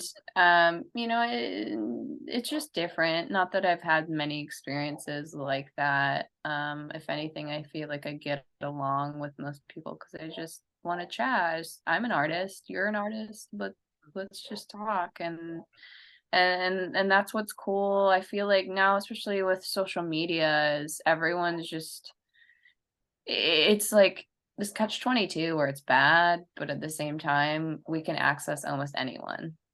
True. Right? And so, Like I like, was telling you about my next guest. It's like, how? How is that yeah, possible? right? We can access anyone, which is cool because it's like, even in my generation, internet was just really starting to become a thing, and it's like, we didn't have the access to people that we have now. And back then, that's why I feel like rock stars were so massive, is because they were so mysterious. We had no access to them. You're right. And now we do, and we can see their whole life on social media if they post it, and what they're doing and where they're going and this and that, and we can message them and we have a direct line to them. Whereas like before, like, you can send it to their fan mail and maybe they'll read it and you can hope. And I guess that's kind of the same way when you direct message someone online. Maybe you can hope that they see it, or maybe hope that they see my comment or this and that. But it's definitely far more accessible than it was back in the I mean, 70s and it's 80s. funny because there was times when when Neil Sean from Journey he was interacting fairly regular uh, Uh-huh. and I would send him messages about gear and he would answer it. I was like, that's so Mhm. cool. But Yeah. it's taken a minute just to even answer that. Hmm. There I am out playing his songs on the weekend. I'm talking to him on the internet the same Yeah, day, right? that afternoon. It's so weird, but and I've met him, but it's cool that people take the time if they can. I mean, there's a lot of people that don't. One thing that you just brought up about the period way back when we didn't have the internet was Nuno has just did this interview with Rick Beato, which I don't know if you know about. Have you seen it? No, I Okay, haven't. so Nuno Betancourt did an interview with Rick Beato, and he kind of goes through a lot of the different things about why he hasn't exposed himself more as far as the songs themselves. Like he was asked to do a tutorial about the solo that became this big deal, right, for Rise, Hmm. right? And he said if I would have went out and done that video to show people how to play it before it actually had hit, there would have been no impact when it hit. There was no surprise. There would be no surprise. So Hmm. in a way, he was right. That was a thing that their Van Halen played to this a lot too, where they wanted to keep some mystery. And I get it. We used to all like just get so mad because they were still to this day. We don't like when they're gonna come out with this or when are we gonna do that? But there is that thing that creates that want for something, and then Hmm. when it does hit, it blows up Yep. like it did in the days. But now with social media, everything's kind of gradually let out. A song comes out, one song, two songs, and it doesn't ever just come out bam all at once anymore. It's weird. It's different. Yeah. Yeah. Everyone wants to be a part of it, and that's like modern day and age is like you always got to constantly be interactive with it, and so I completely understand like Yeah. but we definitely lack the mystery nowadays of like imagining what it's like or what this person's like or this or that. I do think that there's been only a couple times where I've absolutely had a fangirl moment online, Mhm. when someone interacted with me, and one of them, as it ties in with Edward Van Halen, it was the day Eddie died, Mm. and Billie Joe Armstrong posted about how Eddie passed away, and Wolfgang commented on the post, and I think, like, thanked him or something, and he liked it. And I made a comment on it, and it's like Billy Joe was one of my big ones. I wanted to be Billy Joe, I wanted to be Eddie. Those are like kind of my big two when I was 13. And so I commented on it and wrote about how impacted I was by Eruption. And he's getting millions and thousands of comments on the post, and Wolfie's comment and my comment were the only ones that he liked, and I remember when he liked it, I was like, "Oh my god, Billy Joe knows I exist." And it was like such a like I just freaked out, and I remember just being so excited that I'm like, "Oh my gosh, not only does Billy Joe know I'm just a human being on the planet, but he knows that I love Van Halen as much as he does." And so I think that was like the one moment where I got like really excited. Um I don't think I would do that in like person, but just knowing that, you know what I'm saying? But just like that was like he's one of the reasons why I just play music and I love music. So it's just really cool. And then there was only one other time I think I got really excited. And it was Pearl Thompson from The Cure. Mhm. Yeah, I'm a really big fan of The Cure, and I have a 1963 Hot Saturn semi-hollow guitar, Mhm. and they used it on Disintegration, and I ended up being able to talk to Pearl about it online, and I thought that that was so cool. I was like, what world do we live in where I can just write Pearl Thompson of The Cure and we can just chat about Cure? It was so cool. That is So I cool. think those were like my two moments. Yeah. It has to like really mean something to me, right? Where I don't think I'd like fangirl or ask for autographs. And a good representation of that as I was a really big fan of the band Simple Plan when I was growing up. And they were from Canada. They were a pop punk band and they were massive when I was a teenager. And I remember growing up in the small town that I'm from, I would tell people all the time, like, one day I'm going to tour with them and we're going to be best friends and we're going to do all this stuff. And people are like, you'll never do that. That'll never happen. And they would tell me all the time, like, it'll never happen. And I had, like pictures of them in my locker, and I ended up touring with them twice. When I was on Warp Tour, they were on Warp Tour, and I ended up meeting them, and I talked about it. They introduced me to Scott. And then I helped with merch on one of their tours, for the opening band. And so I kind of really got to know them. But I never asked for a photo. I didn't want any autograph. I was just like, this is a band I just daydream all the time. Like, what is it like to tour with them? And it's honestly, it was everything I expected it to be. They were super fun. They were super humble, super open, and they loved to just like hang out all the time. And they would invite me to all sorts of stuff. And I was just so honored. And I never told them like, "Oh, I'm your biggest fan" or anything. It's just cool to just experience what I would daydream about. And so, I what people don't realize is when you box these people, like when you box an artist into something, it makes it almost uncomfortable for them. Sure. I understand when people like really respect someone, but I've always just been on the side of it. Like, I don't need an autograph. The memories is good enough for me. Just being your friend is good enough for me. Just having a conversation is good enough for me. Because I can kind of carry that wherever. That connection is what I'm looking for. I'm not looking for a photo. Yeah, it's cool to have a photo if it's your number one. Like, who wouldn't want to have a picture with Edward Van Halen, right? But it's the stories that carry on of like, yeah, I met Eddie and he was smoking a cigarette outside, and we did this, and I think Yeah, that's yeah, that's what the thing really. that Yeah, my first experience with him was that I froze. He was in front of me at I this wish Nam Jam, right, in 20 in uh-huh. 91, I think, with Albert Lee and all that with Seymour's. And Wow. I happened to be in the right spot, and he comes over at the end and he's shaking everybody's hands, and I'm down in the audience. And I'm thinking, you better shake his hand because this ain't it, bro. And Yeah. I just felt like I didn't want to impose, like Yeah. I didn't want to, but everybody, you're it's like being a puppy, and everybody's trying to Yep. get attention, and I just felt kind of like really odd about that. And then after that thing with the Smithsonian, when I got there, I thought all I could think was, all right, what are you gonna say? I just want to say thanks. That's all I wanted to do. I just wanted to shake his hand, look him in the eye, shake his hand, put my arm around him, and just tell him what I always wanted to say. Just thank you for all you did, and that I've been waiting to meet you for 30 years. Since that screw up. But it was much more personal at the Smithsonian than it was that night. It would have been a quick handshake, but it was one of those things that it was almost more about what you just said. It was more about making the connection with him at that Mhm. moment, and I really treasure that I could calmly meet him as just a regular guy who inspired me so much. Mhm. Yeah.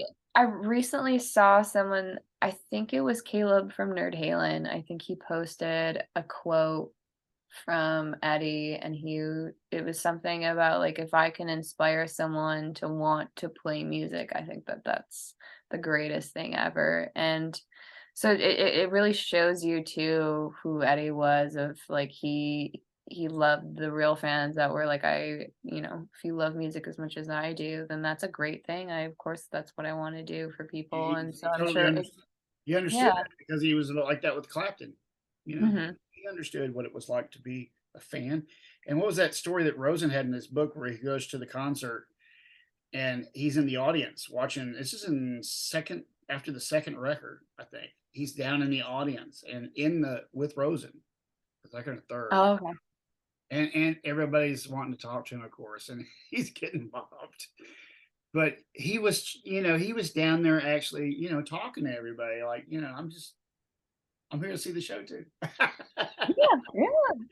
I'm just a guy. And that's what I love so much about Eddie. And so I have that same mentality of like, yeah, my 13-year-old me puts him on a pedestal, but I'm also aware of, like I said, he was just an immigrant who was a musician who had no money, and he created these awesome things. And so and he was just unapologetically himself. And so as I've gone through each stage of everything I've done, it's the same mentality, and I really relate to that, and I really resonate with that of, just like, and I think I mentioned, like, Brian May was the same way, no money, so he had to build it with his dad. He couldn't afford a Strat. He had to make his guitar, but because he couldn't afford to get a guitar, he made this, like, legendary guitar that we still talk about to this day. So it's like, there's so much magic behind having to create something from absolutely nothing. That's cool.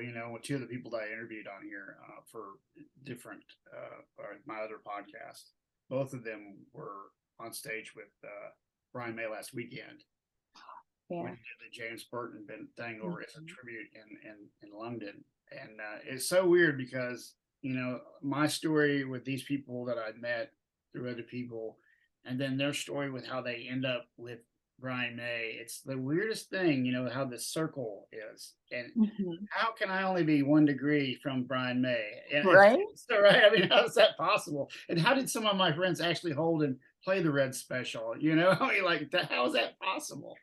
It's just an amazing journey that when you get into music and creativity, it just, if you just let it pull you, you put it out there that you want to do something, you want to do your whatever your special thing is that you're going to do, Mhm. you're open to this. So Yeah, it's just more or less when I'm going to do this, and then it sort of unfolds.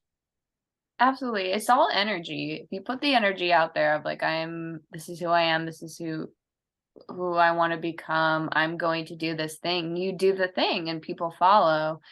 I Not that I have a massive platform in any way, but sometimes I'll try to advise people when they're doing projects or when they're doing music, and I always tell them, find the one thing that makes you you Mhm, and just go 100% into it.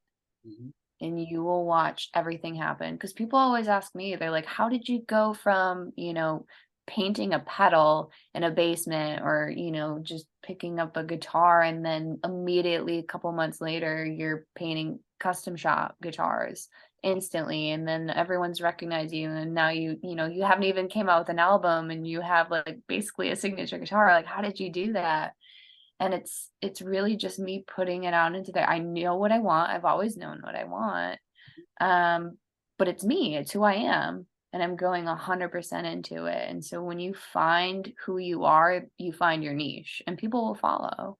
And for so sure. I try to, like, really tell that to people. That's my secret. Like, everyone's like, "What's your secret?" Like, "I can't do this. I've never been able to get that. I've been a musician, I have how many records out there, and, like, how did you already get with this and do this?" And I'm like, "Just be yourself so loudly that everyone has to notice." And you're just a human. It's not something that's like, okay, I want this because it'll get me a platform, because it'll give me more of a platform and more people love me. No, no, no, that's not it. It's just, I just want to do my thing, and this is my thing.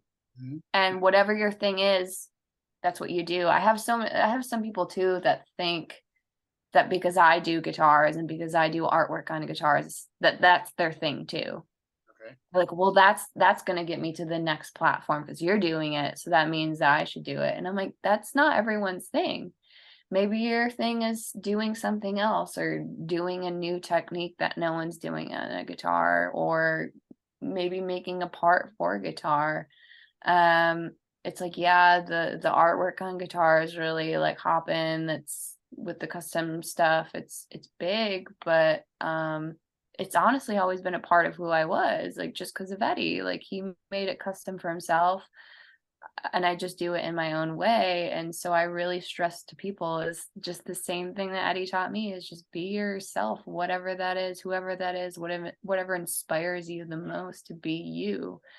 And I've seen some people really follow that, and all of a sudden started gaining a bunch of followers, and all of a sudden people bought more of their stuff, or or they got deals with companies just because I told them like, nah, you should do this and this. And it's cool to see that it's very true. It's so true that if you're just yourself, if Yeah. you are as original as possible, people will follow. And it's not following because you're going to be famous. It's following because you are being yourself. You're enjoying what you're doing. It's energy. People want to be a part of that. And Sure. it was the same way with Van Halen. Like, you look at them and they were just having fun and they were being themselves, and everything was a blast. Everything was the energy. And so I mean, that's all really very ingrained in me, and who I am is, even though I may have strayed away from Van Halen multiple times in my life, I wasn't always like, I have to play exactly like Eddie and I got to do even the music I write, like I don't write music like Eddie, but Me either. everything I do and how I think is like Eddie. Yeah. I mean, I still tap, of course. Of Yeah, course. I mean, it's Yeah. influenced by, but it's just like your life. It's just like your career. It's Hmm.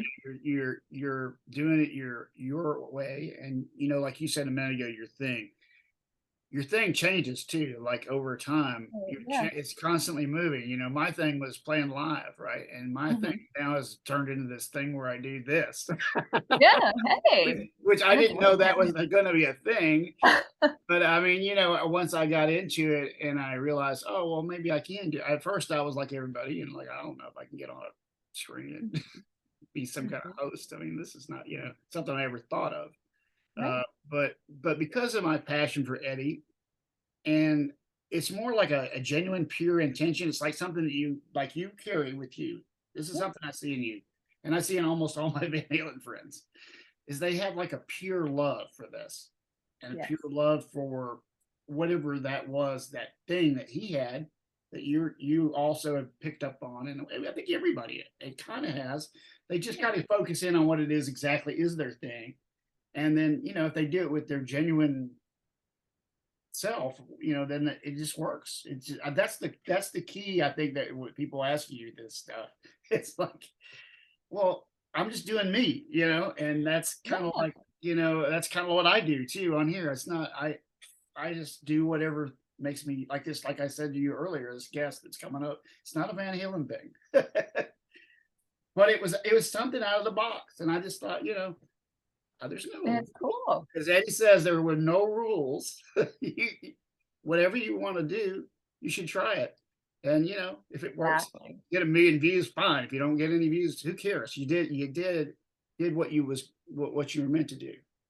Exactly. I posted something even recently on my Instagram stories, and I said something that actually some people didn't know. When Van Halen played Detroit in 1978, they were booed off stage. Wow. People in Detroit didn't get it. I don't know why. I asked a few people who I knew went to the show, and they're like, "Oh, you didn't want to be there because they were actually booed off stage after like one song." No one got it, and I thought that that was so interesting. And so I posted like, in 1978, Van Halen got booed off stage in Detroit. In 1974, Kiss played Detroit for the first time and they were booed. Prince was booed off of stage, opening up for the Rolling Stones.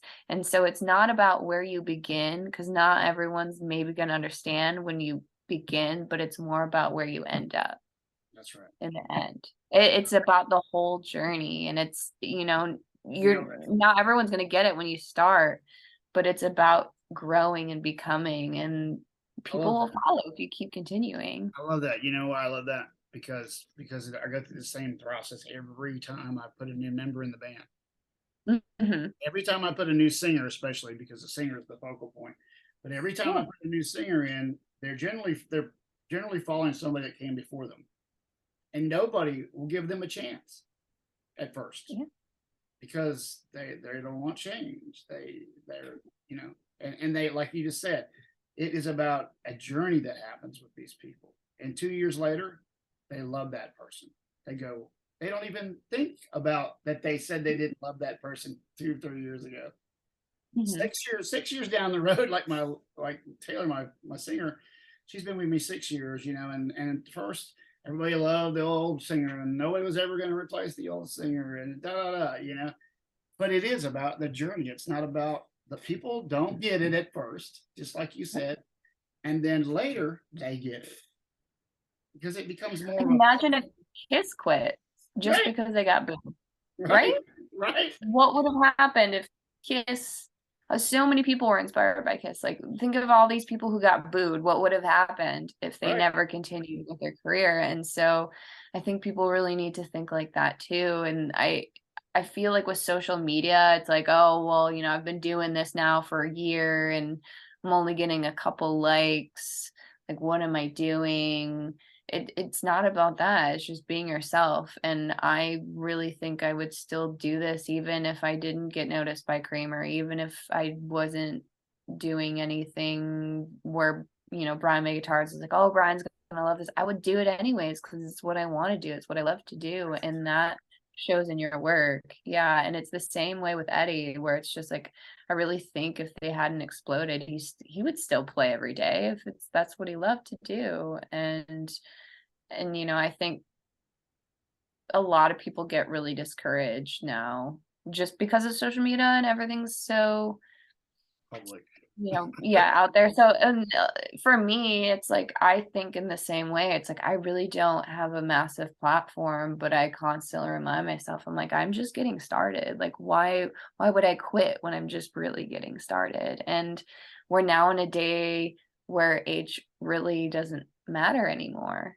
It really doesn't. I don't think it's like constitutes whether, to quit or stop. And so I'm like, I don't care if I'm 31, I'm still going for it. I'm still going to do all the things. We're just getting started. So, Yeah, I mean, I started this podcast for the Van Halen part of it anyway, 2 years ago almost. And, I'm mhm. 56, so I started when I was 54. There you go. I didn't have any clue that it was going to be, who I didn't even know some of the people that I get. I mean, shockingly, I've been able to interview some people that were like heroes, people that Yeah. I listened to as a kid, as a teen. Mhm. And have great conversations with him about Edward Van Halen, which is of course the source for all this. So Yeah. that's what I love about doing it is that I have an opportunity to talk to somebody like you with all your different interests, and I can talk to just about anybody about Edward Van Halen, and it just so resonates for all of us. Doesn't matter who it is. It's It's, beautiful. it's we all follow. It's the same philosophy, really. Right, right. We Yeah. all do. It's like it is like a club like that. Like we do all have a like even Lori. You spent time with Lori, Yeah. Yeah. so Lori has the same thing. It's just a she's innovative and she's social and she's very open to people. She has such a Yeah. great attitude, and it's just something that I just seem like everybody I meet. Yeah. All the Van Halen people are so cool. Yeah. So it doesn't matter who they are, it's just I love all of them, Yeah. and our community I mean it's so cool some of the people that I've met through this Yes. and I think that's one of the gifts he left behind was this connection to for all of us together.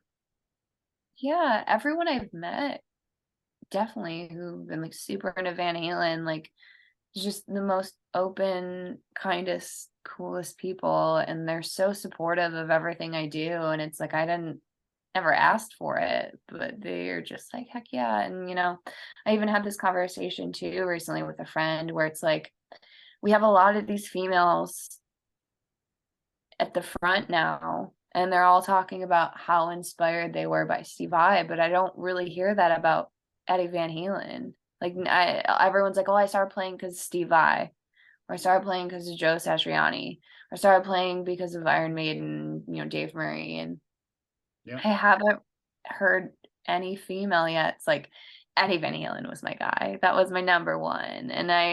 So for me, I kind of feel like, in a sense, I'm carrying that torch. You are. And you brought it up earlier where you said there are no rules. Eddie kept saying there's no rules. And I put myself in the box of like, if I'm designing guitars, I can only design guitars. That's it. Box.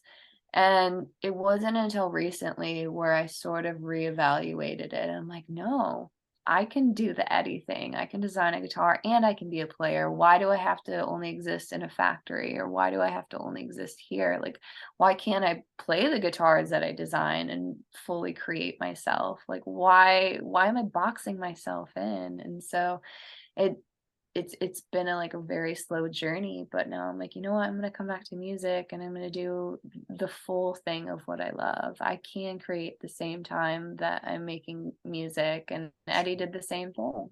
Do anything you want. Oh. There's part of the discussion that I'm going to have on Thursday revolves around.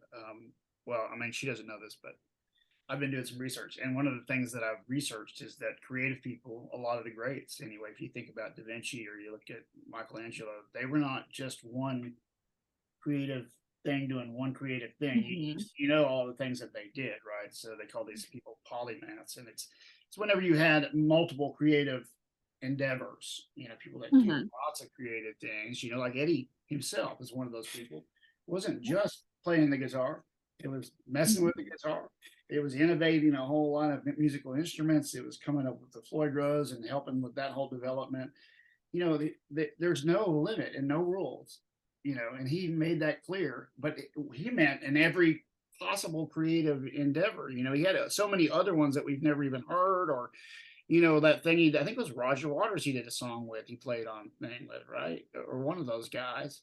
There's a song that, Eddie? right? Yeah, he played a solo on one of his things. I can't remember what it was, but somebody sent it to me. And I was like, what? Sure enough, it was a solo that he was just contributing to, and I'll try to find it for you. Okay. But yeah, there were so many things that he was doing, and there's no box. There, it's a matter of what you want to do when you want to do it. You can do whatever you Okay. want. So if you want to do music for 6 months and come back to your art, or whatever, right? Yeah, yeah, and I thought about it, and I'm so grateful to be with Kramer because Kramer has that mentality of like, wait a second, no, you can go and do all these things. Gibson obviously owns Kramer, and recently met someone, and they were on tour with the band Plush, and Mhm. they were their photographer. Yeah, I know there. And I met her, and she asked me, what I do, and I was telling her, and she's like, "Oh, I'm with Gibson, and I work at Gibson Garage, but they let me go out on tour and be a photographer." And Wow. so I thought that that was so cool because most places it's like you can't leave, you gotta clock in, you gotta clock out, and we own you. And from everyone that I've met at Gibson, Gibson just gives them the sort of like control to do what they want to do in the music industry and be the full artist that they want to be. And I thought that that was so cool. And so I was like, I can definitely, like, why am I boxing myself in? Why can't I be all the things that I want to be? Of course you can. I mean, that's And the thing, right? You can be anything you want to be as yeah, anytime you want to be it. exactly. Yeah. That's why we live, I think, is to create. I think Hmm. that the guest I was telling you about, she's gonna get into this, but everybody has a creative bone in their body. That's how I would put it. But basically, we all have that ability to create. It's just some people get stuck, I think. And Yeah. her story goes back to where she didn't feel like she was creative. And she learned later, as obviously I told you earlier, she wrote a book and became an author and a PhD. She created much after she got through this time where she thought she couldn't. And really anybody can. That's really what the key is. It's just I don't some people do get stuck. I guess maybe it is work and certain Hmm. things. You don't feel like you can. I think it's society where we see that only these certain people get it. And so that means that we necessarily can't. Like, you have to be something so special to have it. But people fail to realize that they were also people too. They were also someone with nothing. And so people are like, oh, well, I'm this age and I haven't gotten it yet. So therefore I can't get it. And so I think it's really just like society that kind of mentally trains us that, and even the people around us where it's like, okay, well, you're from nowhere, so you'll never get it because you have to live here, or you have to been playing since you were born, or this or that, or you have to look a certain way, or you have to be a certain way. And really, like you said it, and like Eddie said, it's just no rules. If you give yourself no rules, you can do anything. That's right. That's so, You are the only one holding yourself back I mean, because think you're about all the things awful. that have been created because somebody made the leap. That was Exactly. one of the things I ran across was one of these doctors who's doing this research on the brain, and she was saying that think of all the things we wouldn't have if we didn't have Tesla, we didn't have Edison, we didn't have all these people that were creative in the Mhm. world. We would I mean, think of the things we wouldn't have. Henry Ford, you know, Yeah, right. right, Yeah. right. I No mean, cars, no electricity. We wouldn't even have we would not have music. right. We wouldn't have any of that. Yeah. It would be totally different today if we didn't have people who felt and followed their own muse, their inspiration, and created. And it's this is where Eddie Van Halen, I think we all got it. Whatever that energy he gave out, we all tuned into that somehow. And millions of us, millions of people around the world felt him in that way, in a way that makes your skin crawl. It's like gives you the goosebumps, Yeah. right? I think that there's a lot of people who really respect him and appreciate him and love him. And then there's another half of people who really followed the philosophy of it. And it's the Van Halen group itself. Mhm. And you see it in certain people and especially massive creatives and innovators. And a lot of the people who did follow Steve Vai, they're also innovating too in huge ways. But Steve Vai himself was inspired by Eddie Van Halen. Yeah, he was, and he's a Yeah. very interesting person to talk to. Us talked to Steve about multiple times for a good bit of time. Very, very inspiring person to talk to. Hmm. He wasn't always as into those kind of concepts of the creative side, but he really became a person I listened to a lot about that. There's a great video of him with Guitar Center where he talks about creating and his songs and how you get from A to B when you're doing that. And it's just Hmm. it's so concise and very clear how you can take something from I can't play it at all. I can play this killer piece, and how, Yeah. what the steps are to that and what it takes. And he really lays it out in a beautiful way. And yeah, all those guys, Eddie and Steve and all these people have been able to harness their uniqueness. Like Steve Vai, he's so unique, right? So I mean, it's Oh, he didn't he became Eddie Van Halen's villain, but he's nothing like him. Nothing. no. I mean, there other than a Oh, little tapping going on there, I don't. When I hear Steve Vai, I don't hear Eddie Van Halen at all. I mean, even though there's tapping, me either. such a I hear unique, Steve Vai. right? He has such a unique ear for what he wants to play. He comes up with these things. Somebody told me this. This is a really cool story about Eddie Van Halen, and they said because they knew him when he was young, and Mhm. they said Eddie Van Halen could turn off the Eddie Van Halen. He could like be Eddie Van Halen, play all the stuff and then a minute he could push a button and be Clapton.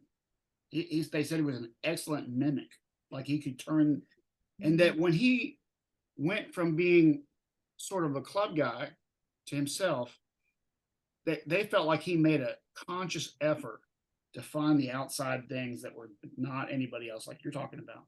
Mhm.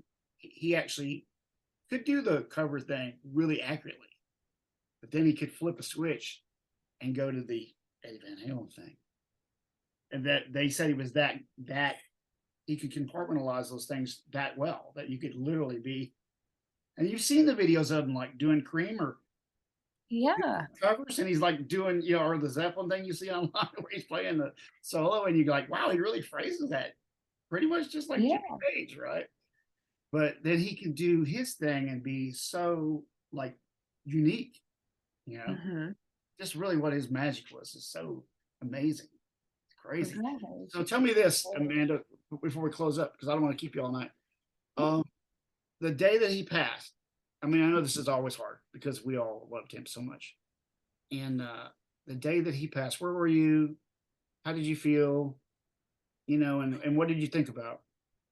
I had just gotten off a phone call with someone and I hung up the phone and it went straight to Instagram because I had Instagram opened, and someone had posted a picture of Eddie, and it said, "Rest in peace, Edward Van Halen." What? It just what? That my brain's like, "No, no, no, that can't be possible. That can't be possible." And I went to Google and I Googled it. And of course, it shows up that he passed away. I've never cried in my life for a celebrity. I cried for 2 days. I was just so devastated and heartbroken. And it, for those of us who just followed him and his philosophy and just loved him, it was so devastating. And I immediately started, that's when I really started to like grow, and I was like, you know what, I'm just going to chase that. I'm going to start tapping again. I'm going to build my rig, and I'm going to pull in, all that stuff. So that's when I got the EC80, and I Cool. have the MXR flanger, and I have the script phase and everything. I've So seen your video with the script face with your glass. yeah. That's Yeah, cool. I love it. My brother got me that for my birthday. So I have the actual I don't have the original script phase, but I do everything else is original Right. to what you would have had in 78. So that in itself, I think it brought a lot of people back to music too, and like made them really think about what they were doing with their music and push themselves harder because Edward was gone. It was like this way to fill this hole. And so, especially for me, it was like I started creating more, I started playing more, I started posting more. And I feel like that really happened with a lot of people, it really trickled out.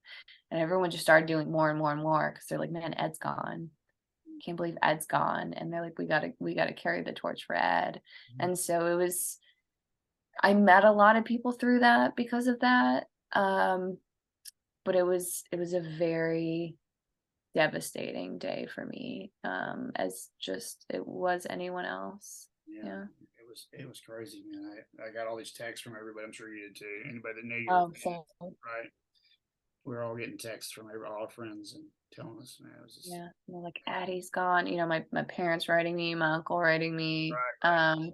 And that's when I really started to push to have my uncle's stuff copywritten, and I was so devastated because I didn't make it in time to Mhm. be able to share the photos with Eddie, but I can talk about it here. The guy who put out Steve Rosen's book Mhm. and Neil's book, Ed, I've teamed up with him, Okay, awesome. and so we're gonna be putting out a Van Halen book, and Oh, it's really? gonna be all of the unseen photos that my uncle has, and it's Awesome.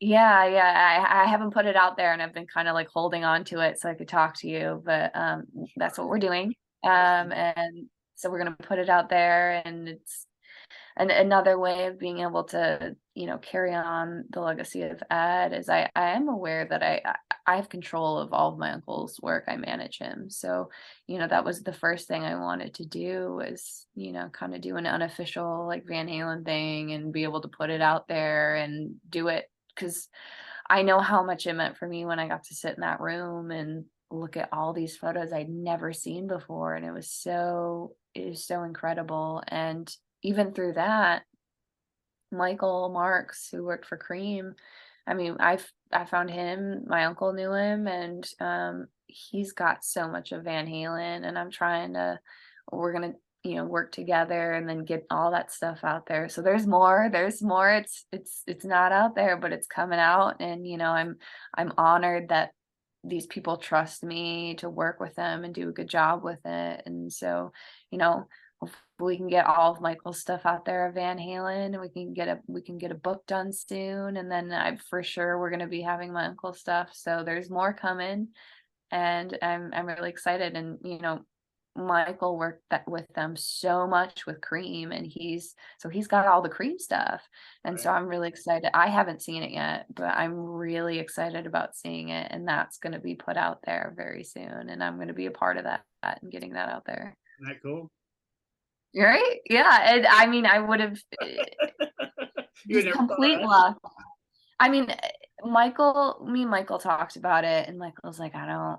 I don't want to like I just want to do a book about Cream, and I'm of course me being the Van Halen fan, I'm like, no, we got to do a Van Halen book. Like if you have that much stuff, you got to trust me. I promise you, everyone will be so excited about it. Even doesn't matter if you have to pay Van Halen. I promise you, it'll pay off in the long run. And so, from what I've heard from him, he does have a lot of Van Halen, and that was never released and unseen, kind of like with Neil. So, I'm going to be working on that with the same guy who did Neil's book and Steve Rosen's book. So there you go. There's the little secret that is not That's out awesome. there. Well, thanks for putting it on here. That's awesome. Yeah, right. People love it. I'll make sure to clip it out and put a small clip so people can get it quicker than Okay, yeah, for yeah, the yeah. couple hours. But yeah, it's so crazy too. Like you this whole thing with you, where you end up with these photos in this situation, Mhm. and then like recently, how this news desk thing dropped in my lap. I was like, Isn't I that so cool? didn't even. The Van Halen news desk has been like the source for, you could put pretty much any event into Google, and the news Mhm. desk has covered it over the Yep. decades they've been around. So I kind of knew Jeff before the Smithsonian, but I hung out with him that night for a few minutes, and he just had been watching my post and how I would write in general. Like I would just Mhm. write for me, I mean, and for my post, and he just liked the way I did it, so he asked me to be part, and I was like, "What?" That's so cool. I'm so excited for you. Right? I just, Lori told me, and I was like, "Oh man, that's so cool." it's so crazy that, but it's like you just put out. I was doing that anyway. That was something I was gonna do. Didn't matter Yeah. because it's just who I Mhm. am. And so that just led to obviously this thing with Van Halen. I mean, where else would I be? I mean, yeah, Right? Where exactly? And for me, when like I said, when I landed upon my uncle's photos, and it's like my uncle's not it's still 1975 for him. mhm, So I knew, I'm like, the only way that this is gonna get out there is through me. And when I talk to people, they're like, "You're so passionate about it." I'm like, "'Cause I love it, and if I love it this much, and I was that excited to see it, I guarantee you everyone else will be that excited to see it, and that excited to see stuff that, we were dying. What was it like? What did it look like?" And yeah, Neil has everything, but um, I'm it's just you're always asking like, well, what does this person have, or what does that person have? Do they have the back of the star guitar, right? That right, was right, always the right. question People I looking for got. that, right, Yeah. right.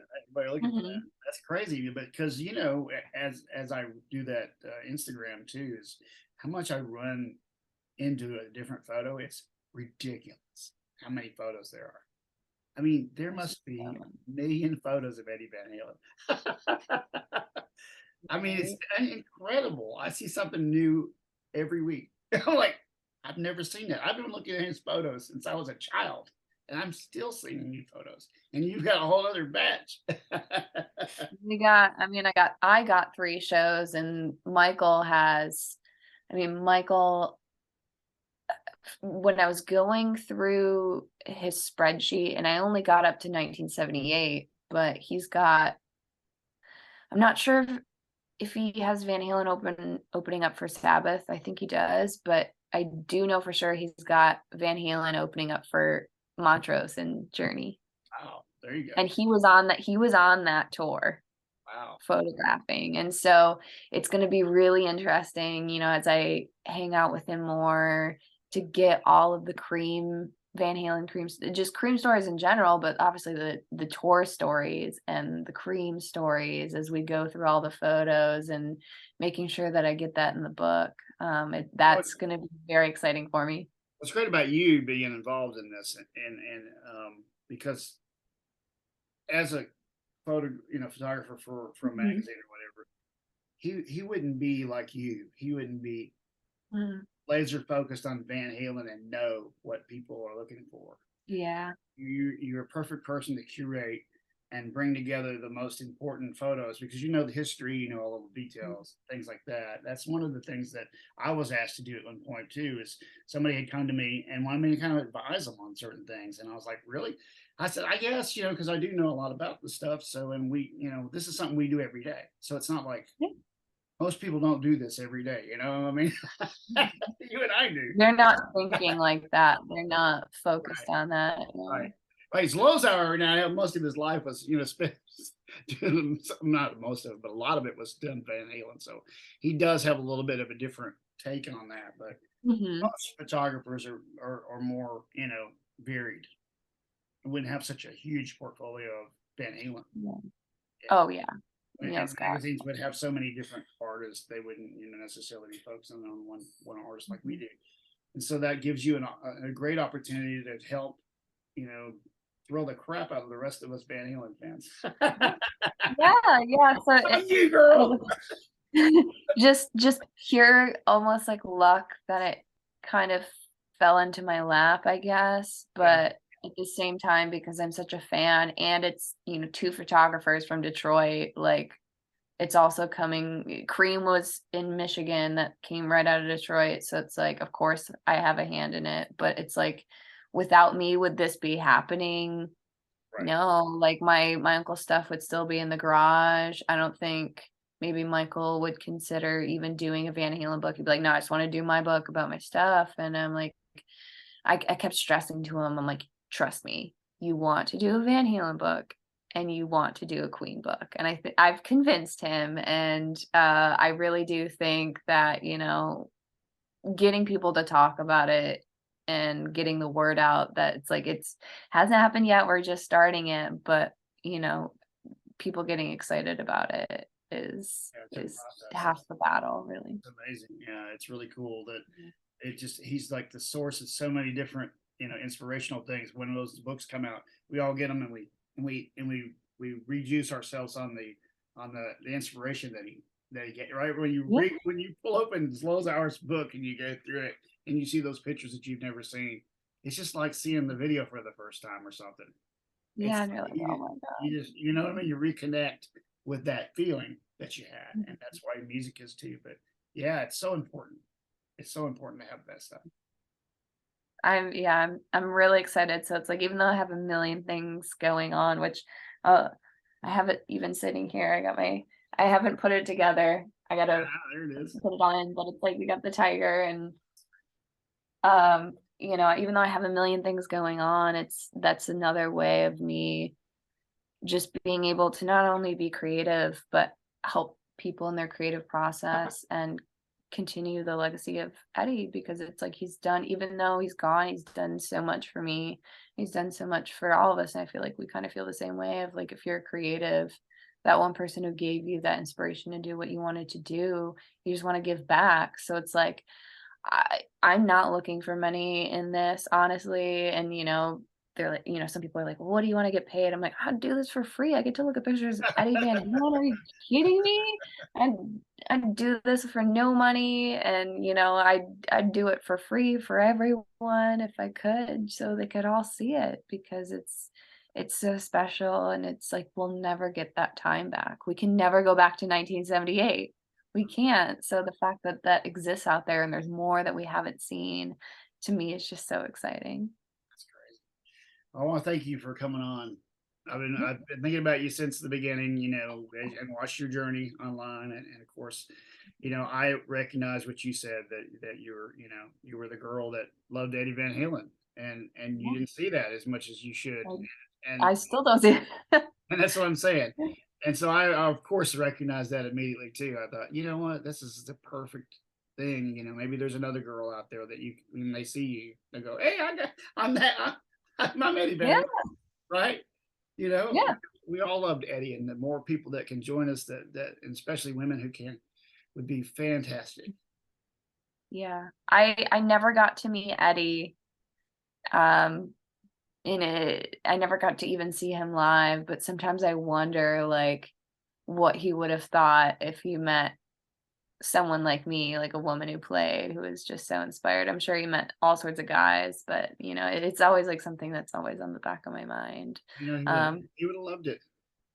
I'm sure. He just Yeah. been just as great as he always was, people, and he was super warm. That was the one thing that meeting him, just for the minute or two that I had with him, I just got that. We put our arms around each other, and it just, when you're around somebody, you just get that super warm, like, you feel the vibe. Mhm. And no matter what else had happened in his whole life and any of the troubles that had happened, you felt like this was the real guy that I was with that day. The guy, the real guy, the guy that was a kid in Yeah. 70s. Same guy, just a lot more, Mhm. knowledgeable from all his years of life. But he was the same warm guy that I when I talk to people about him, that's what they tell me. And when I met him, it was like I had imagined. You said that's earlier about meeting someone. You said it was like I imagined that band you were talking about. They were like you had imagined, right? Right. It's exactly how it was. I walked up to him, and then everything that happened that day was just like I had imagined. It was like out of a dream. I like a literally dream happened right then and there. Weird, but really cool, really cool, really cool. So That's yeah, so I just if I could tell anybody anything about Eddie Van Halen, that I felt like he was as warm as we all know from all the people that talk about it. He was that warm. Mhm. He was really that guy. So it's really awesome. I love that. And that's, like you said, that's just one of the pieces I carry on with me. It's just like it's just so cool to know that this guy who is larger than life was just a warm, just guy. And that's what's so great about it. There was so much magic behind a guy who was just an average Joe almost. Right? Isn't it the most amazing thing? It just blows me away every day when I wake up and think about him and that we just you and me and all our friends we get to help keep people thinking about him. Yeah.